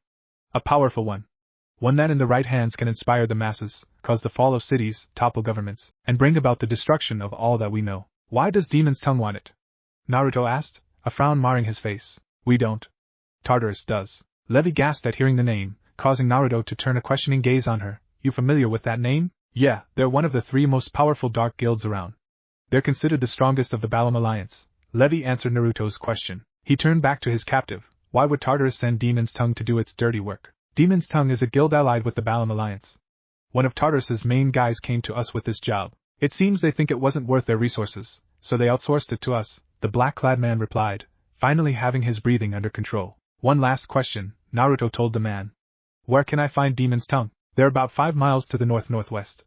The others of my party went on without me. They've probably already reached the hideout and are planning a rendezvous with Tartarus, the swordsman responded. He watched as Naruto processed the information. I've answered all that you've wanted. Will you let me go? Naruto looked back at him, his eyes narrowing in contempt. No. We're going to tie you up and alert the Rune Knights to you. Then I'm gonna have them come after me, after I've wiped the floor with your dark guild. With that, he knocked the man unconscious. Naruto then stood up, and grabbed the collar of the unconscious member of Demon's Tongue, and turned to Levi, who looked shaken, having heard all of the information that was relayed. What are we going to do, Naruto? We can't let them get that book. It could spell disaster for the world. We won't, Naruto stated with finality, his eyes conveying the conviction behind his words. Let's get this guy back to the town so that we can get the Rune Knights here, and we can set off after Demon's Tongue. Both fairy tale mages turned and headed back towards town, dragging their prisoner with them. Levi was the one to break the silence. We should alert Master Makarov before we head out. He'll want to know what we're up to. He might not even want us to do this. I mean, we're only 2 members against an entire guild, and one of us isn't that great at fighting. Naruto turned to Levi, looking at her downtrodden expression. He could see her uncertainty, and her unease at the possibility of having to fight. It finally sunk in that she was really not a fighter. This made Naruto frown. Despite his wanting to believe that his comrades could fend for themselves, he was being forced to accept the fact that some of his guild mates were not combat compatible. Levi just so happened to be one of them. While her heart was in the right place, her mindset wasn't that of a warrior's. I have to stop them, Levi-chan, Naruto told her. I can't let them get any closer than they are to the book. If it falls into their hands, it will be very bad. The small brunette gazed up at him with a worried expression. But what will you do once you confront them? The only ones in the guild that could take an entire dark guild on by themselves are Urza, Laxus, Mystigan, and Gildarts. They're all away at the moment. You need reinforcements. We don't have time, Levi-chan. By the time anyone got here, we'd be so far behind that we might as well consider the mission failed. If they rendezvous with Tartarus, then that's it. I can't give in that easy. If there are people that need protecting, then that's where I'll be, Naruto said, turning to face the town as they entered the town proper. They gained astounded looks as they pulled their catch through town. Naruto turned to the nearest citizen, voicing his question. Where's the nearest outpost of Rune Knights? About an hour away, but they just arrived after we sent our reports to them about the attack. They're over by the burnout magic shop, doing their own investigation. Naruto nodded his thanks, and took the dark mage to where the townsperson said the law would be. It was hard not to spot the Rune Knights. They stood out like a lit candle in a dark room, their armor gleaming in the sunlight. One of them noticed Naruto and Levi's approach, signaling to his superior officer of the happening. The man who looked like he was in charge turned toward Naruto, before barking out his orders. Halt! This is a crime scene. Identify yourself, he commanded with force in his voice. Naruto and Levi both stopped, the smaller of the two looking a bit frightened of their presence. I'm Naruto Namikaze. And this is Levi McGarden, we're fairy tale mages. And we happened upon the scene like you did. Only I was able to apprehend one of the attackers. The knights looked stunned at this information. The commanding officer strode forward, motioning to 2 of his men to take Naruto's captive. You have my thanks, friend, the leader said. I'm Captain Rex of Rune Knight Division 12. Were you able to gain any information of what happened? Naruto then proceeded to tell him what had transpired since he and Levi had arrived. The captain of the squad looked grim as Naruto informed him of what the Dark Guild was after. This is troubling. Sergeant! Contact headquarters at once. We're going to need reinforcements, he barked out to his squad. Turning back to face Naruto, he offered his thanks. We'll take it from here. Once our reinforcements arrive, we'll head out and confront Demon's Tongue and the agent of Tartarus. With all due respect, I think that's a shitty idea, Naruto remarked, causing the captain to shoot him a glare. By the time your reinforcements get here, they'll be gone. Let me go ahead, I'll vanguard it, and I won't let Tartarus get their hands on the information. Captain Rex sighed and rubbed his head. Very well. But if you die, it's on your shoulders, not mine. Naruto nodded in agreement, before glancing back to Levi. He turned to face the captain once again. Could you get my friend a communication lacrima? We should really tell our guild what is going on. The captain nodded, motioning for another soldier to do as requested. Naruto then turned to Levi. Her trepidation was very palpable. Levi, I'm gonna go on ahead. We can't let them get away. Levi looked worried at the idea, but Naruto, this is only one man against an entire dark guild. I know. I'll be alright. Naruto smiled at the petite woman. Levi didn't look so convinced. What if something bad happens and you're hurt and all alone in the dark guild? You'll be hurt and beaten, or worse. Tears were beginning to gather in the corners of her eyes. We can't lose any more members. Levi's eyes widened as she felt two powerful arms encircle her small frame. She turned her head to the side and her cheek came to rest against Naruto's powerful chest. She felt him gently stroke the back of her head, calming her. I know you're scared. I know that the thought of your friends getting hurt scares you to death, but that won't happen. I'll come back just fine. You have to trust me. Levi felt calmer at his words, and nodded her head against his chest. He slowly let her go and held her shoulders at arm's length. There were still tears in her eyes, and some tear tracks on her cheeks, yet she looked to be getting better. She raked the back of her arm across her eyes, wiping her tears away. You promise that you'll come back? That we won't lose you? Naruto flashed her a soft smile. I promise. I'll go on ahead, you stay here and contact Master Makarov. See if he can get anyone to come out here. Hopefully they'll be faster than the Rune Knights. Levi nodded and watched as Naruto stepped away, nodding at the captain. The captain nodded his head at Naruto. The blonde then turned. As lightning sprang to life around his being and faster than anyone around could follow, Naruto disappeared in a flash of blue. Levi bowed her head, before taking the communication lacrima from the returned knight. Be careful, Naruto. Chapter 3, with fangs bared. It was with great haste that Naruto rushed through the forest. He didn't slow as he weaved around trees, leapt over boulders, and charged through brooks. His face was set in a determined scowl, his brows furrowed in fury.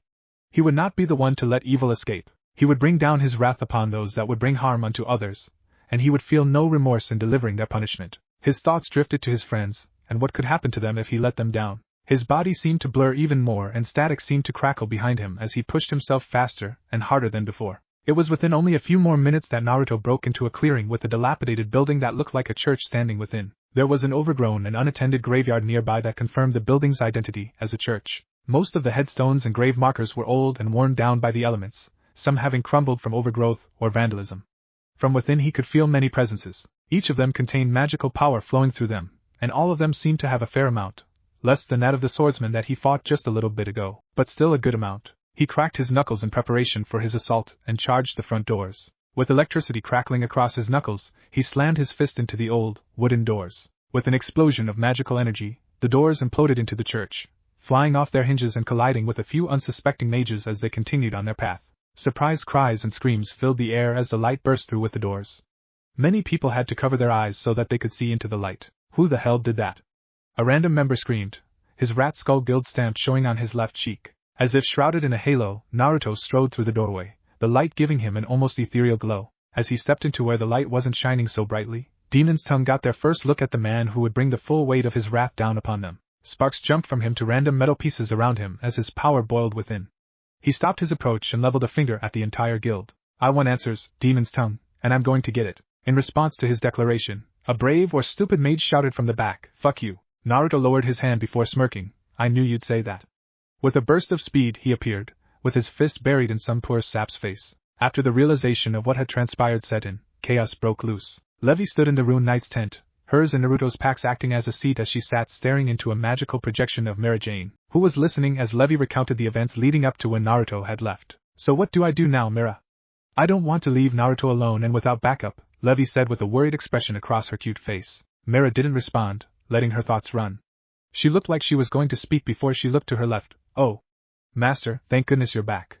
We have a situation. Levi heard Makarov's voice. Did something happen with Levi's team? No, Levi and Naruto went on a delivery mission, and it turns out a dark guild has intertwined themselves with it, Mirajane said, giving Makarov the short version. Suddenly, Myra's face vanished as Makarov's concerned visage occupied the hologram. What happened, Levi-chan?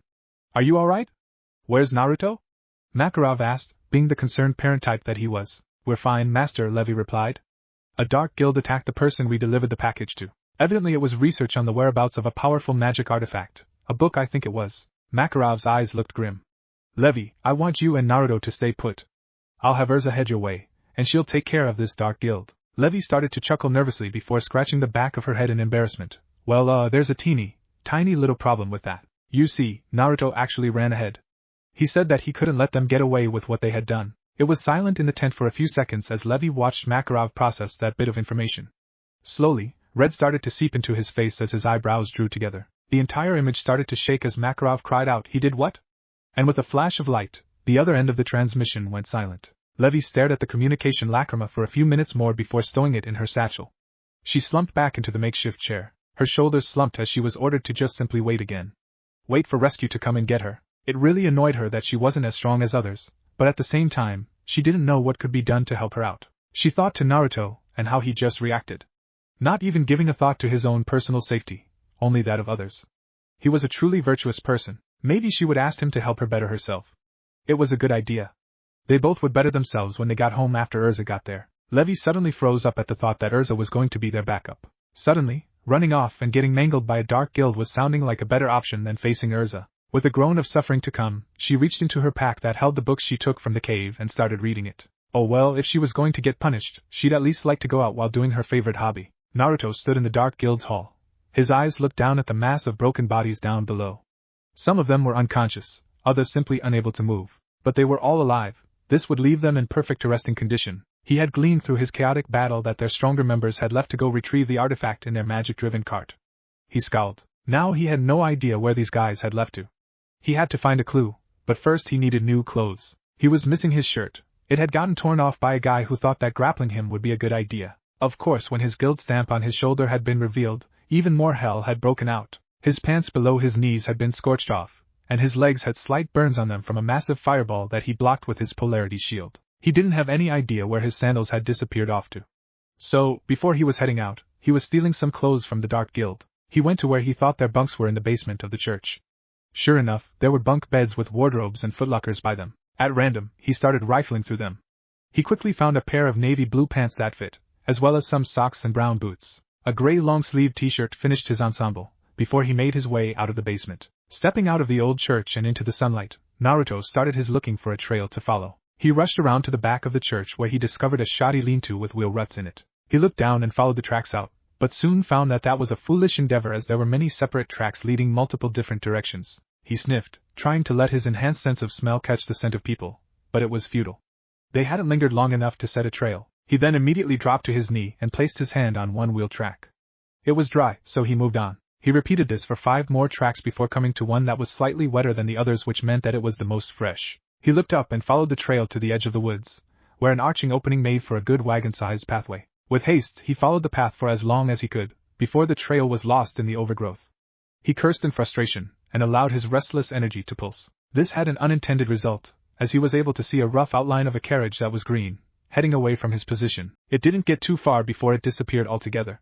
He was intrigued by this development, and so tried it again. His experiment proved that it wasn't just coincidence, as the same effect happened. With a wry smile, he moved before setting off. He hesitated though, as a thought crossed his mind. If backup comes, there won't be any way for them to find the path, he mused, before being struck with an idea. I'll leave them some breadcrumbs to follow. With this thought, he rested his hand on the bark of a nearby tree, before pushing his magic into his hand, allowing his electricity to blast out. This act made some of the bark on the tree explode off, as well as leave a zigzag pattern that resembled a lightning bolt pointing in the direction he was going to head off towards. With a smile on his face, he raced onwards. About every 50 feet or so, he would reach out with his hand as he passed the tree, slapping it against the bark, and leaving another marker for anyone who would be following. Levi sighed, as she tried to read one of the books that she had gotten from Naruto. She had been stuck on the same line for the last 20 minutes, not really reading it as her thoughts were elsewhere.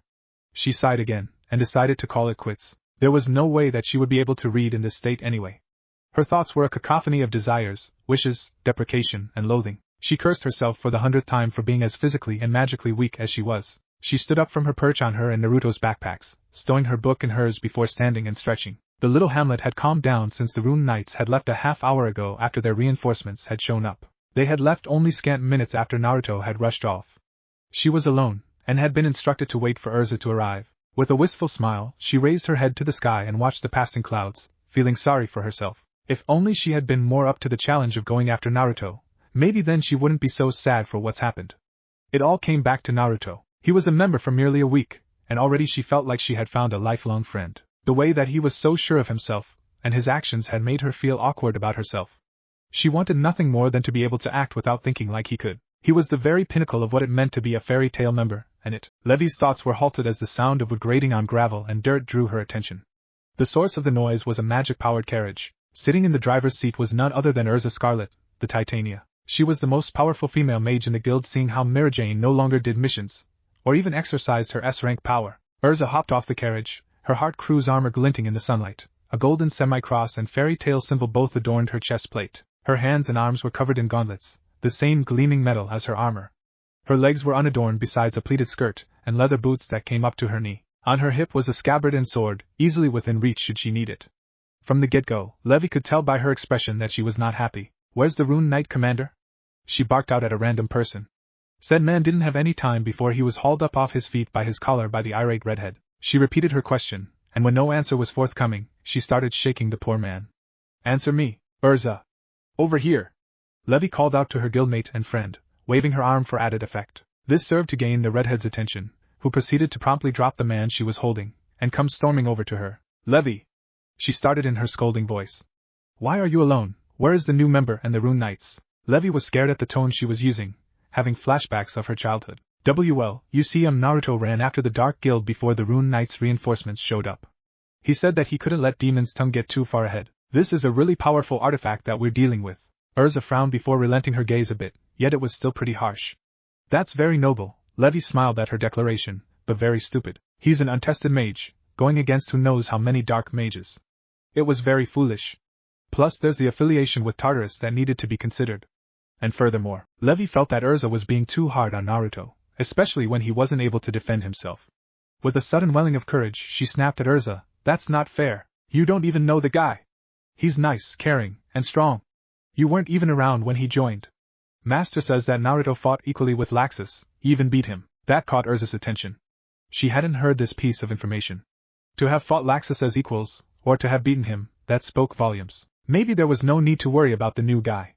She stared at Levi, trying to see any sort of line to protect the new guy. Only seeing slight fear in Levi's eyes from standing up to her, she saw no deception of any kind. She let her harsh gaze soften, knowing that even if she has a reputation for order and structure, she couldn't stay mad at the little brunette. "Okay, I apologize. It's obvious that this new member is a good friend of yours. But still, it wasn't in the guild's or his best interest to run off without help. Hurry, stash your packs in the carriage and we'll be on our way," Urza said, turning to the carriage, but was stopped mid-stride. "We?" Levi asked, her small frame struggling to pick up the pack of books. Her eyes were wide with surprise. Urza rounded again. "Yes, we are in this just as much as our new member.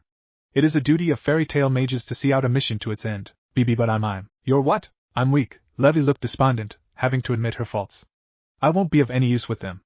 I can't fight." Urza walked up to Levi and placed her gauntlet hand on her shoulder, the weight of it almost too much for Levi's petite frame. "No one in fairy tale is weak. It doesn't matter whether or not you are physically strong, but the strength of your character. And to everyone back home, you have a very strong character." Levi felt her face heat up at the praise. It had been a long time since Urza last praised her for anything other than being good and not causing trouble in the guild. It was with a determined nod she and Urza loaded her and Naruto's packs into the magic-powered carriage and climbed in herself. It was only a few more minutes that they were off, charging in the direction of the Rune Knights and their wayward guild member. It was supposed to be a simple job.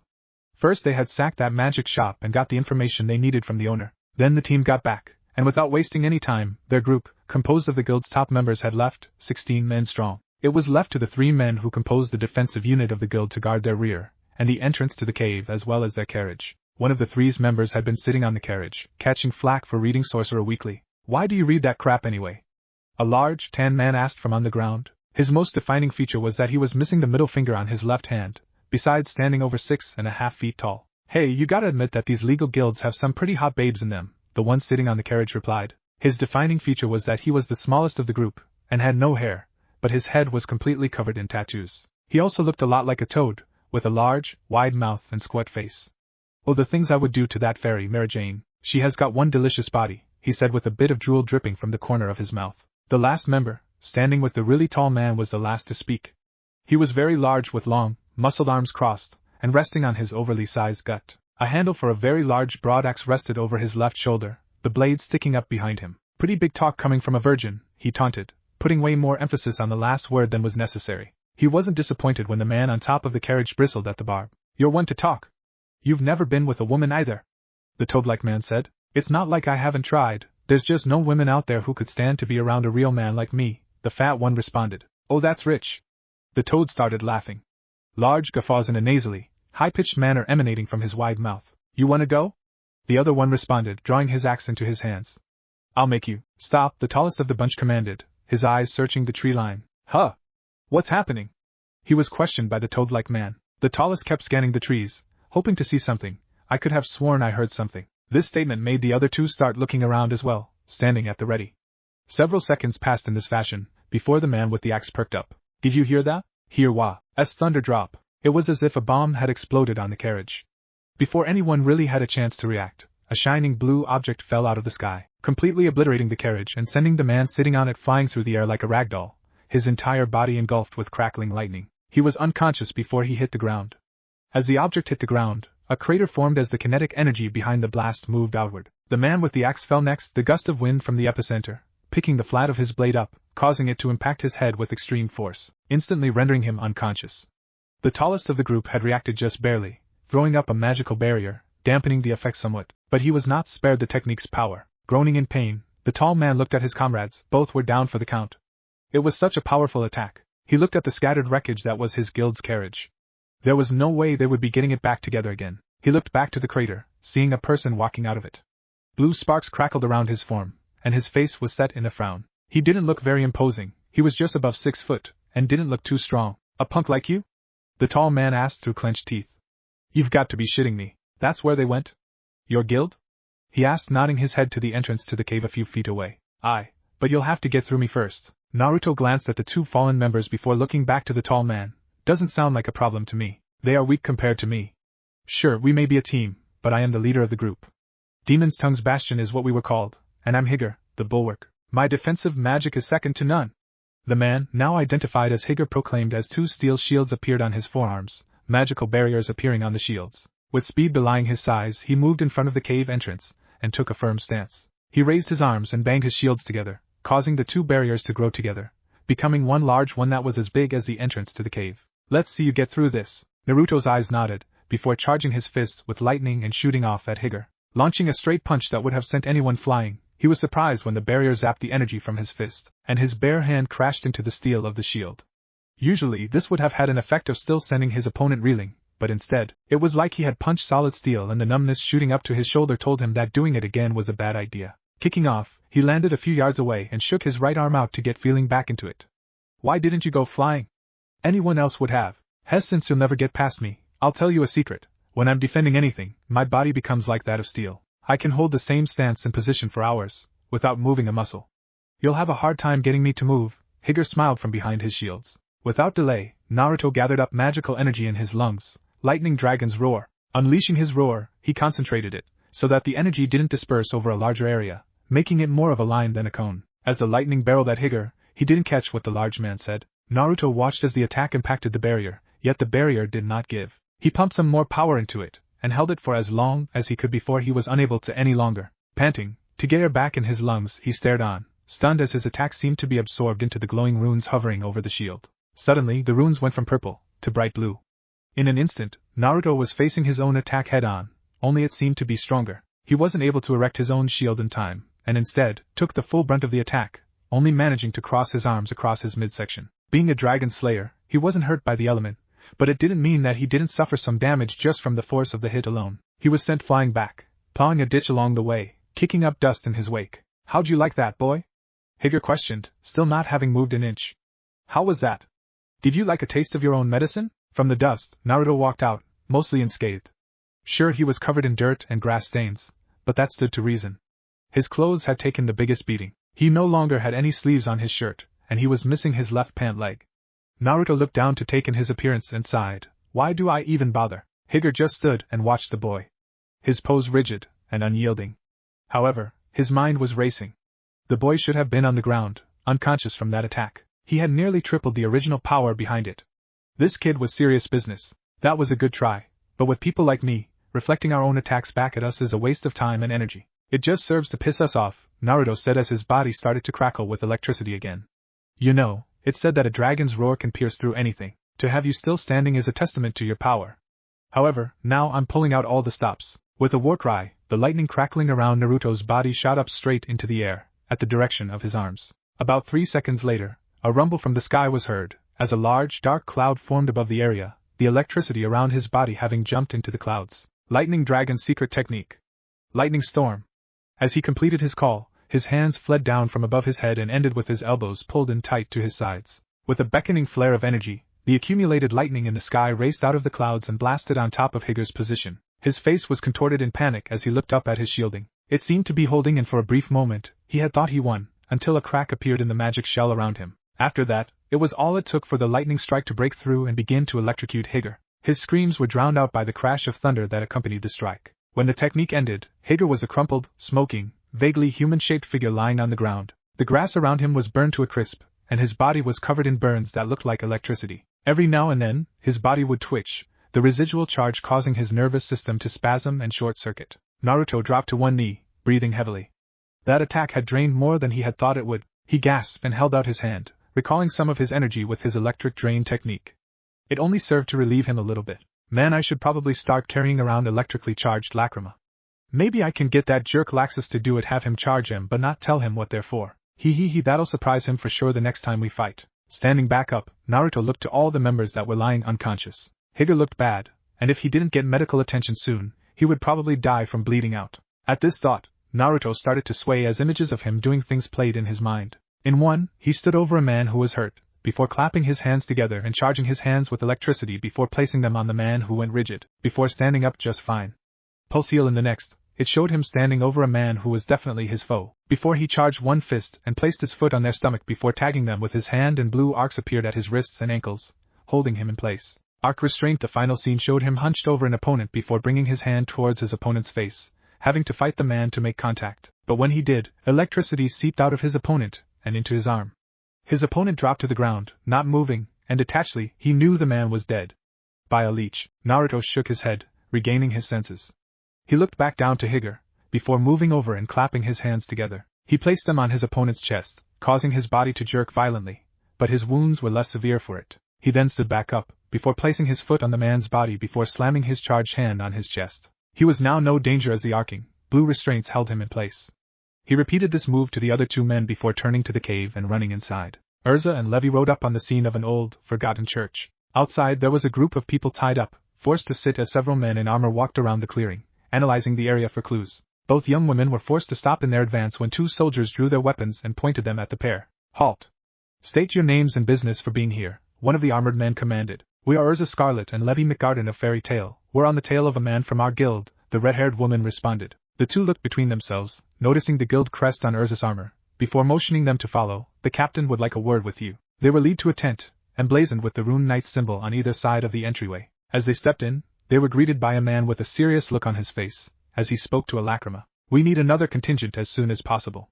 We have a large number of dark mages that need to be picked up, Captain Rex requested / informed the person on the other side. Just bring them in yourself, we can't send a detachment to your position, you're too far out, the other person said, noticeable boredom in his voice. Lieutenant Colonel, sir, with all due respect, we have members of the guild missing. All we have are the grunts.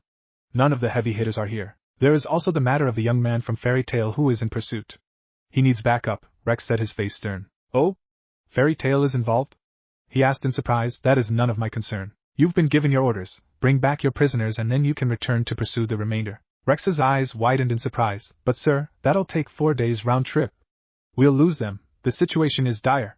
There is probably a captain, the lieutenant colonel cut him off, his voice stern. I gave you orders and I expect you to follow them. Any more arguing will be considered insubordination. Now bring back the prisoners, that is an order. Rex's face was stony and his eyes murderous. Yes, sir. But know that I am filing a complaint with the higher-ups when I get back. Do that. See how far it will get you. And then the lacrima went dark. Rex's hands dented the table in frustration as he slammed them. Damn him, it was then that he noticed his audience. I remember you, he remarked to Levi, so this must be your backup? He asked, turning to the knight. Urza Scarlet, S-class mage of Fairy Tale, she said as she held out her hand to the man. I've heard of you, he said, grasping the offered appendage in a firm shake. I didn't expect you to be quite so young. Urza just offered an assured smile. It is impressive that your soldiers were able to take so many prisoners. I've seen dark guilds fight until the bitter end. The captain just glanced out the tent to the rounded up mages. We didn't. They were all unconscious when we arrived. We just tied them up. Urza looked astounded. Could it have been a dissension? Or a house cleaning?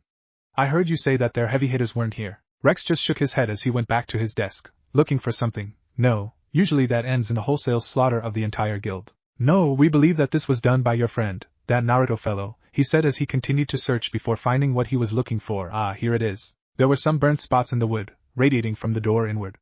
Upon analysis, they seemed to be burns caused by lightning magic. He was a lightning mage, right? Levi nodded. Yes, he's a type of lightning mage, she said, feeling it wasn't her right to tell them he was a dragon slayer. Then we can attribute the takedown of those outside to him. It also corroborates the story of those that had remained conscious, saying things about blue lightning. Rex ended, putting his report back down. Urza's respect for this man had gone up a few notches. Their brief pause was interrupted when another soldier appeared in the entryway of the tent. Sir, we believe we have found the path that the remaining members took out of here. Without words, the captain and the fairy tale mages followed the recruit. They were led to the other side of the church where the lean-to was. They stopped, and the recruit pointed out across the short plain to some other soldiers out by the forest's edge. There are wheel ruts from a carriage leading into the woods there. They seem to be fresher than the rest. We've found something. A call from the tree line caught their attention, causing everyone gathered to hurry on their way down to them. A few feet in the trees, the soldier who found the marking showed his finding.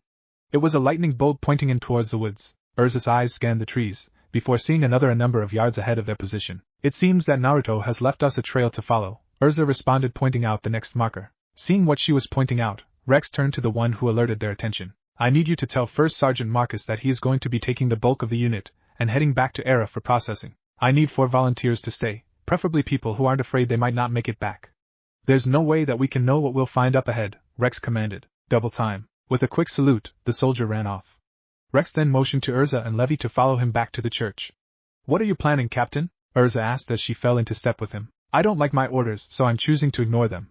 I hope that it isn't much of an imposition, but could I trouble you to give me and my 4 a lift with your carriage? We'll be coming with you, he asked, turning his face to her, so she could see the seriousness in his face. It would be an honor, Urza replied with a smile.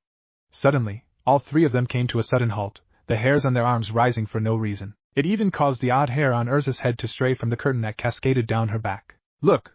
Levi yelled, pointing behind them. There, in the distance, was a massively forming dark thundercloud. With no warning, a huge bolt of lightning crashed from the sky to the ground. However, this one lasted for a number of seconds that was inordinate to natural lightning, making the 3 automatically know that it was magical in origin. The crash of thunder that followed was nearly deafening, causing everyone to cover their ears, and sending thrums of sound passing through their bodies. What was that? Rex asked, louder than intended. Naruto Levi whispered out, in awe of the power that was produced. She knew he had been powerful, yet his nature was gentle. It just showed how much of an inspiration one person could be. Captain, I think we had better hurry, Urza said, her voice more serious than it had been before. With a nod from the captain, they all ran back to the church, Rex barking out orders as they made preparations to leave. Naruto was breathing a little heavier from running through the cavern. The lighting was dim, but his enhanced eyesight allowed him to easily use the near non-existent ambient light to see his way. He rushed ahead, yet his mind couldn't brush off that this felt weird, like he knew where he was. The tunnel was relatively small, only 2 men could walk abreast, but it would be tight, and it was just high enough for him to not scrape his head on as he ran. He came to a sudden stop as a faint blue light came from around the next bend, lighting up the tunnel somewhat. It then hit him like a ton of bricks. This was an aeration tunnel that refreshed the air in his cave. With fury boiling at the intrusion of his cave, he rushed forward at an even greater speed. A few seconds later, he could hear voices, and all they did was serve to piss him off more. He came to the exit, and his blood boiled. There were 5 men in his cavern. 3 of them were stuffing their packs full of the gold that was in the hoard of the dragon that raised him. The other 2 were in the small antechamber where the library was, throwing books around with complete disregard of their importance. He roared, letting his power flare, and drew all of their attention to him. What the hell do you think you're doing?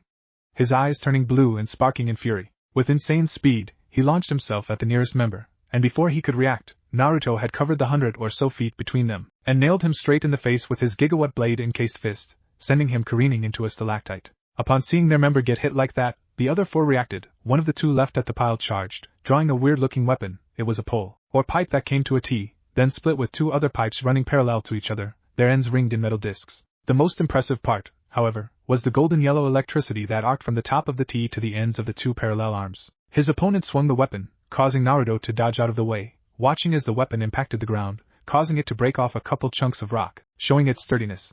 He was forced to further dodge as a hail of needles rained down on his position. Instead of the needles embedding themselves in the ground, the lightning mage raised his weapon, causing them to redirect towards Naruto. He was forced to dodge, right into the path of a fireball. It exploded on him in a storm of fire. "It was foolish of you to attack us so openly," the one who unleashed the hail of needles spoke. "How you got past Higger and the others remains a mystery. I suppose you killed them?" From inside the inferno, Naruto stood up, calmly walking out.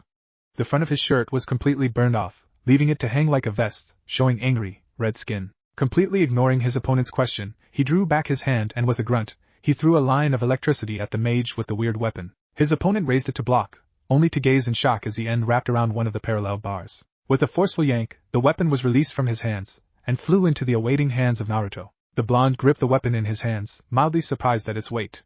The whole thing was solid. "Bastard! Give me back my amp!" the mage yelled at him. Naruto just gazed at the weapon in his hands and smirked. "Amp, huh?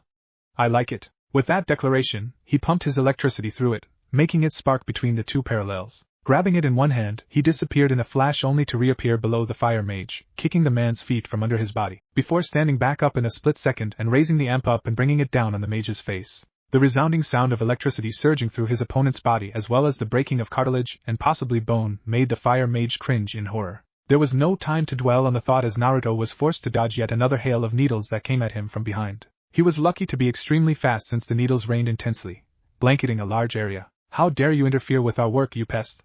the needle mage spoke. He looked down upon Naruto in disdain.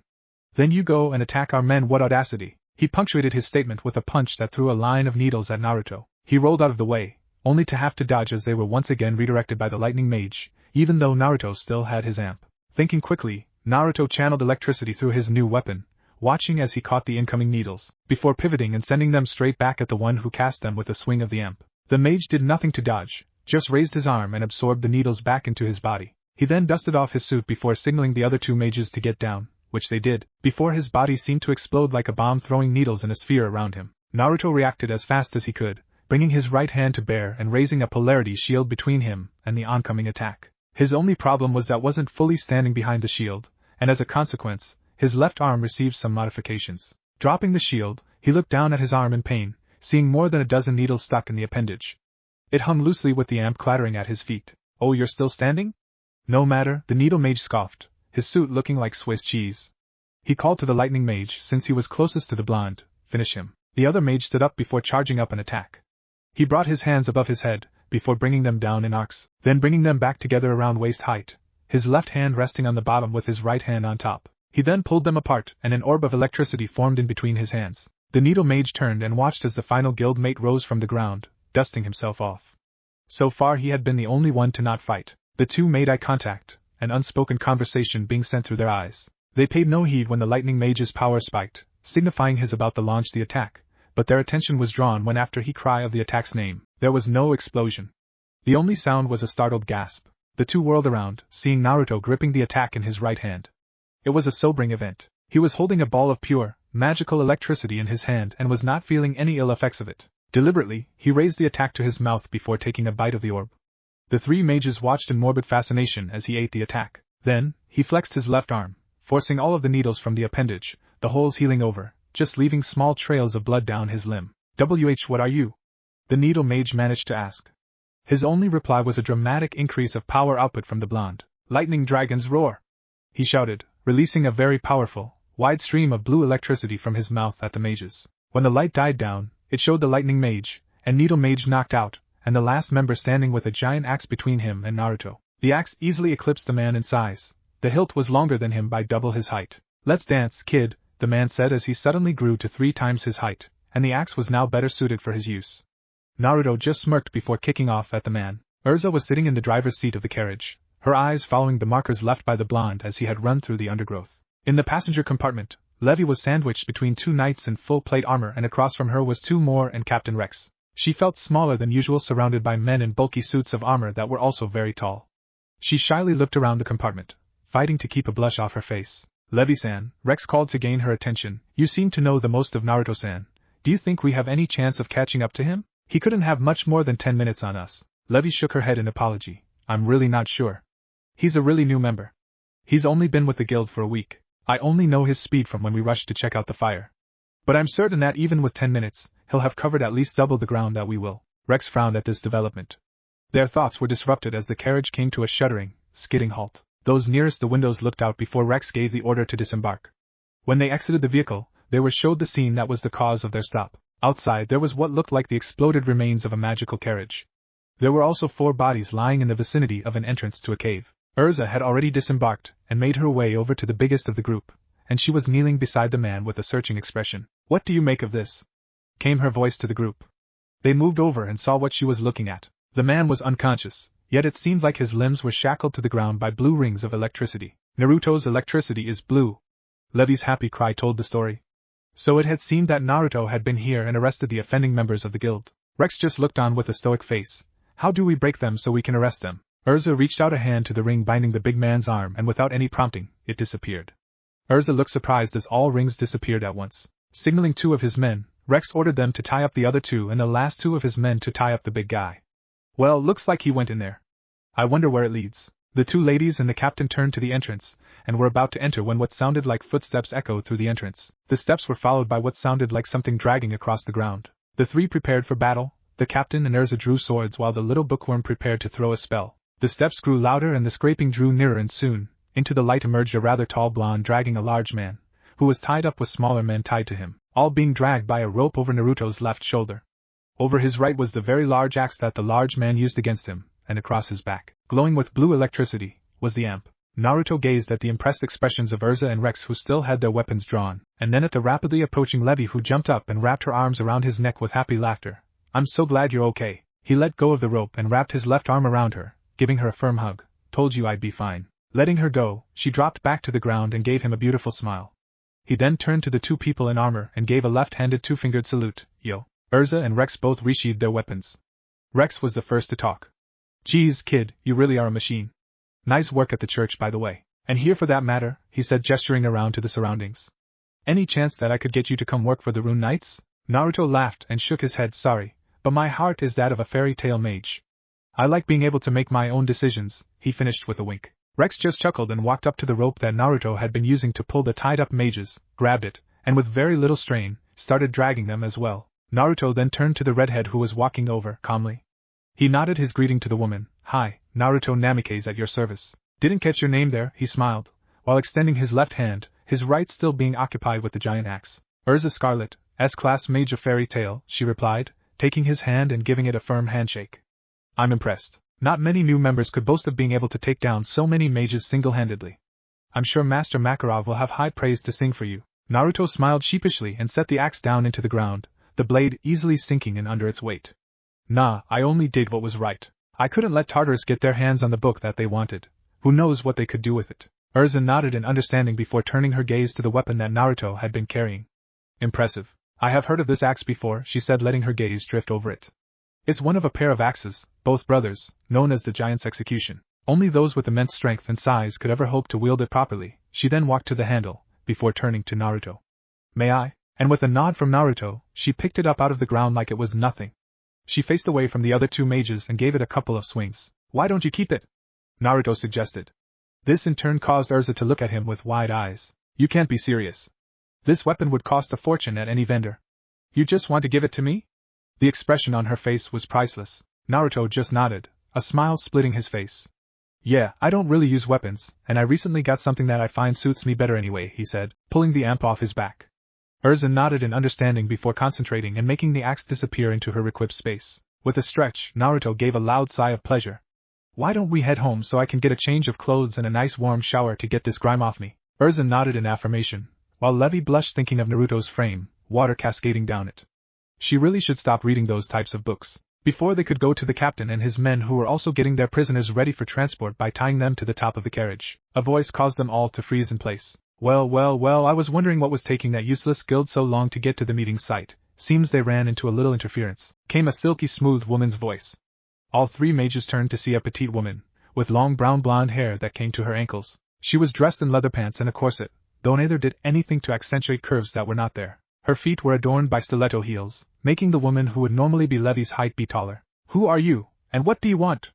Urza commanded as she unsheathed her sword and adopted a fighting stance, while Naruto was in a ready stance. With a bow and giggle, the woman introduced herself. "My name is Cynthia, also known as the Reflection, of Tartarus." Urza's and Naruto's eyes widened at the name of the guild, while Levi started to quake in fear. Righting herself, The newly dubbed Cynthia smiled. Now, if you'd be so kind as to hand over that book, I can be on my way. We don't have the book you're looking for, Naruto growled out, his arms crackling blue. With a giggle, Cynthia shook her head. You can't lie to me, I can sense it.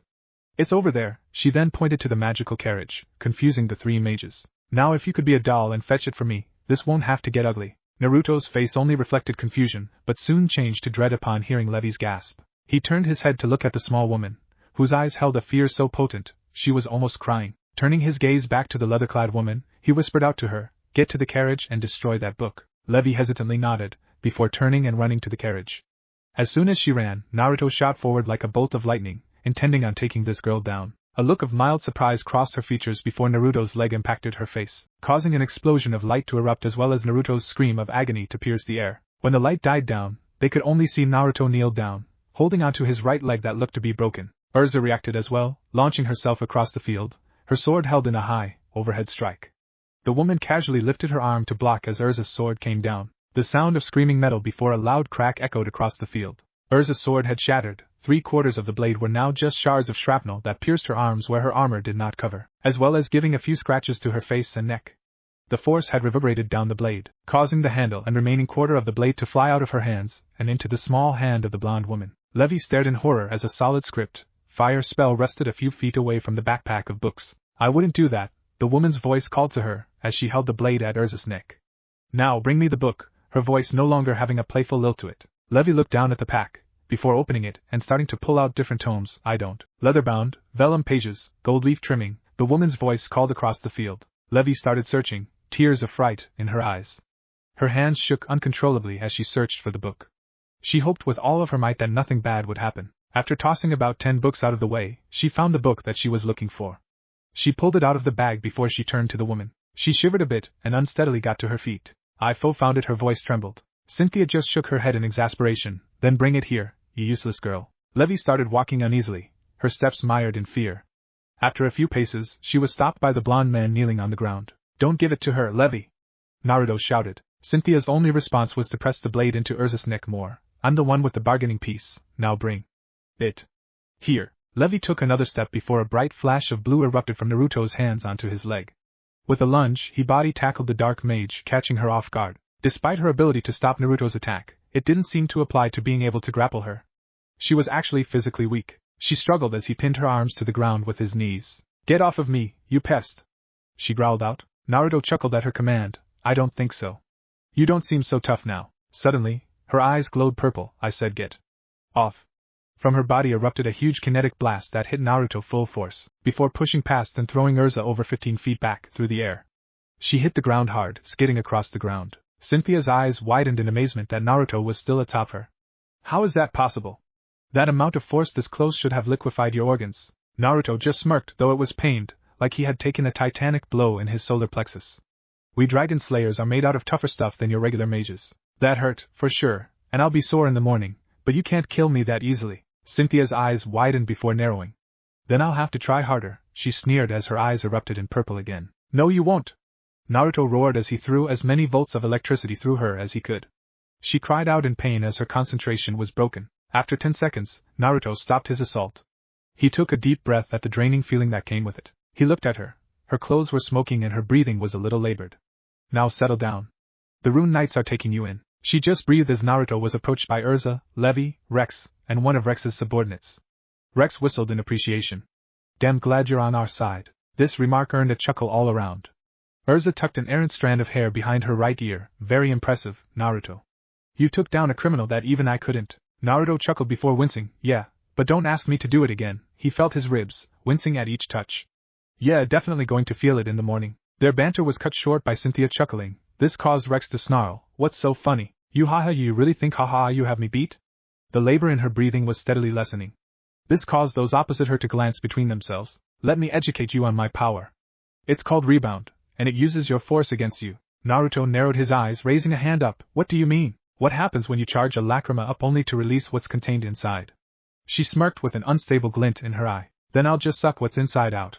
Naruto roared as his hand sparked with red, menacing lightning. He swiftly brought it down to Cynthia's face, causing the girl's eyes to widen in horror. The feeling of him literally sucking the life out of her brought unbridled terror to her being. With the fear guiding her, she released all of the pent-up energy that she had absorbed during Naruto's assault. The resulting explosion threw everyone around her off and through the air. As the kicked-up dust started to settle, it showed Rex upside down, leaning against the overturned carriage. Urza had tumbled across the ground, ending up 30 yards away. A noticeable dent marred her breastplate, and looked like it made breathing hard if it wasn't the pain of her impromptu trip that was doing it. Levi, who had been a little further back, still took a big brunt of the force. Her tiny body was slumped against a tree, unconscious, with blood dripping down her face from somewhere within her hair. And Naruto landed on the ground with a meaty flop and slight bounce about 3 seconds after the dust had settled. He had taken the biggest amount of the force, causing him to fly high into the sky.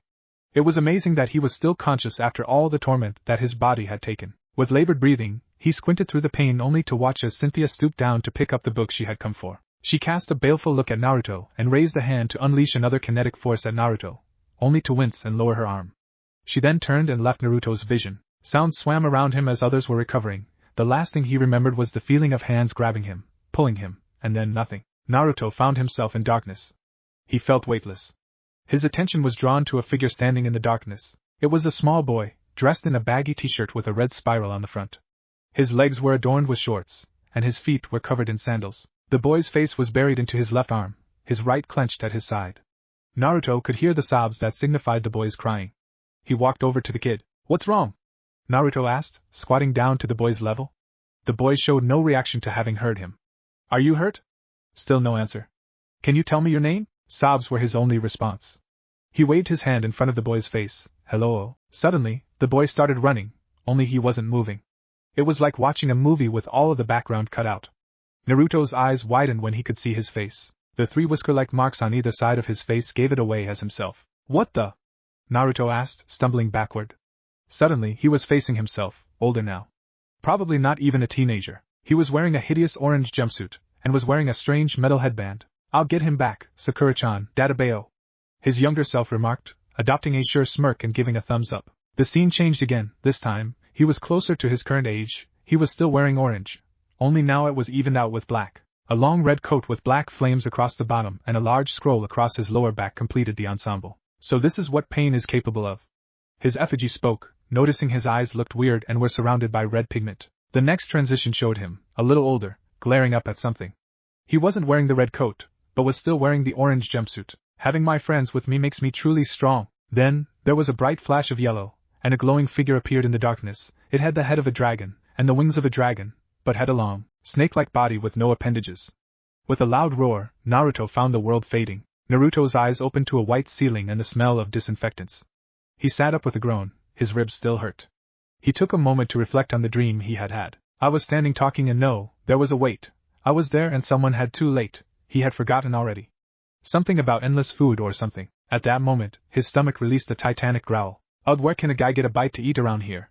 He asked the room. His voice was scratchy and dry. He looked around and found a sink. Walking to it, he bent over and took a drink from the spigot and sighed as his throat was rehydrated. With a groan, he stretched out, before tensing up in pain as his actions strained very sore places. He gingerly relaxed, before groaning in relief. He looked down, seeing his chest wrapped in bandages, going all the way to his waist. His boxers covered up the bottom of the bandages. His right leg was bandaged below the knee as was his left arm below the elbow. In his distraction at his appearance, he didn't hear the door open. The startled gasp caused his attention to fly to the portal out of the room. Mary Jane stood, shocked at seeing Naruto awake and moving around, stopped in her tracks and dropped the bag she had been holding before sprinting across the room and tackling Naruto in a hug of epic proportions. "You're awake!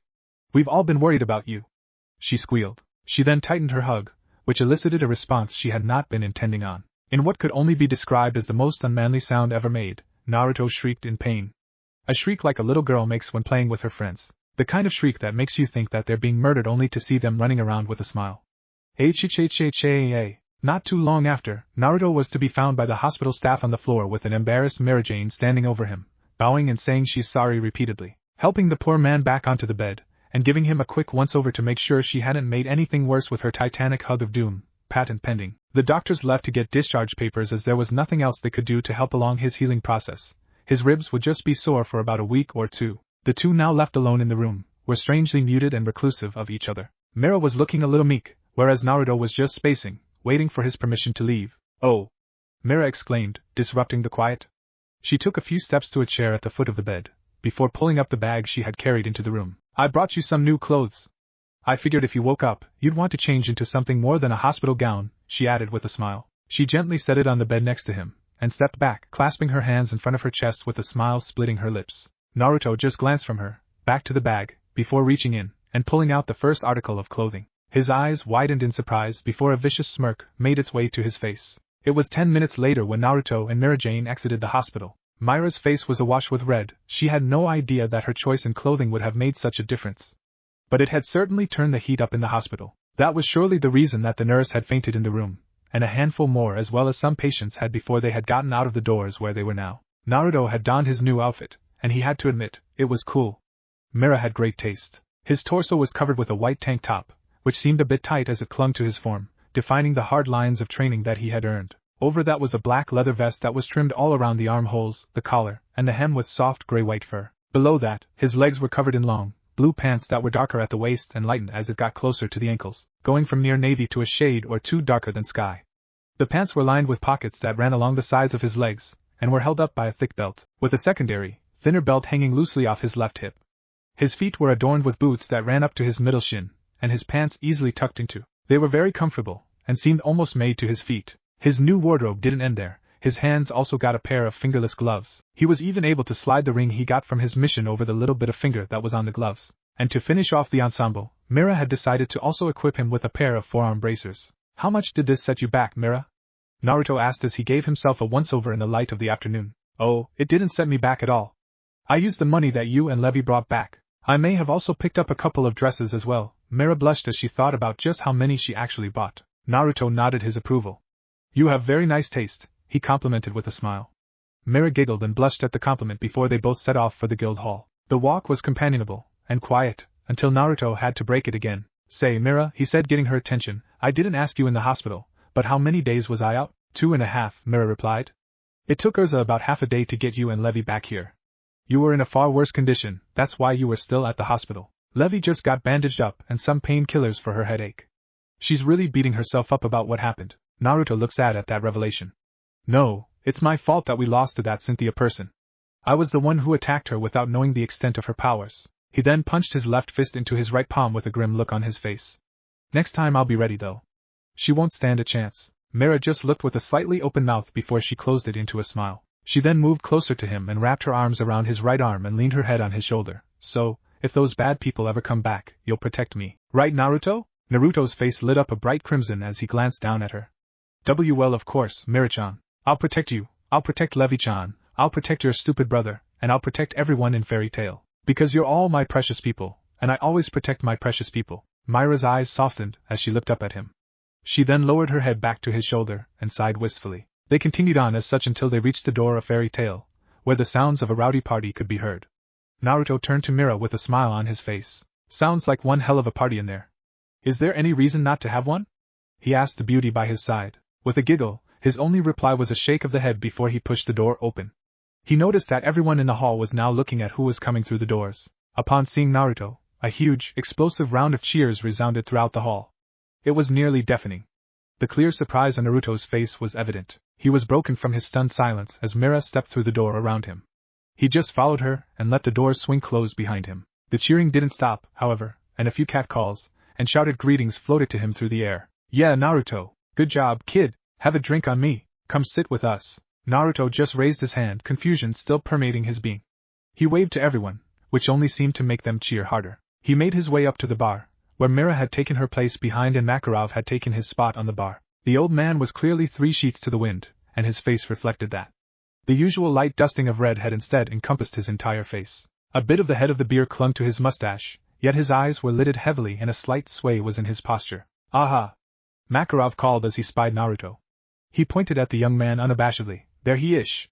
Our newest S-class mage. He then cackled manically before passing out on the bar top. Naruto stared at him wide-eyed, and responded astutely. What if Naruto has lightning dragon in Fairy Tail? And thanks for watching my video till the end. If you enjoy this content, then do consider subscribing to my channel. And leave a like if you guys need the next part. Comment down and thanks for watching the video and see you guys in the next video.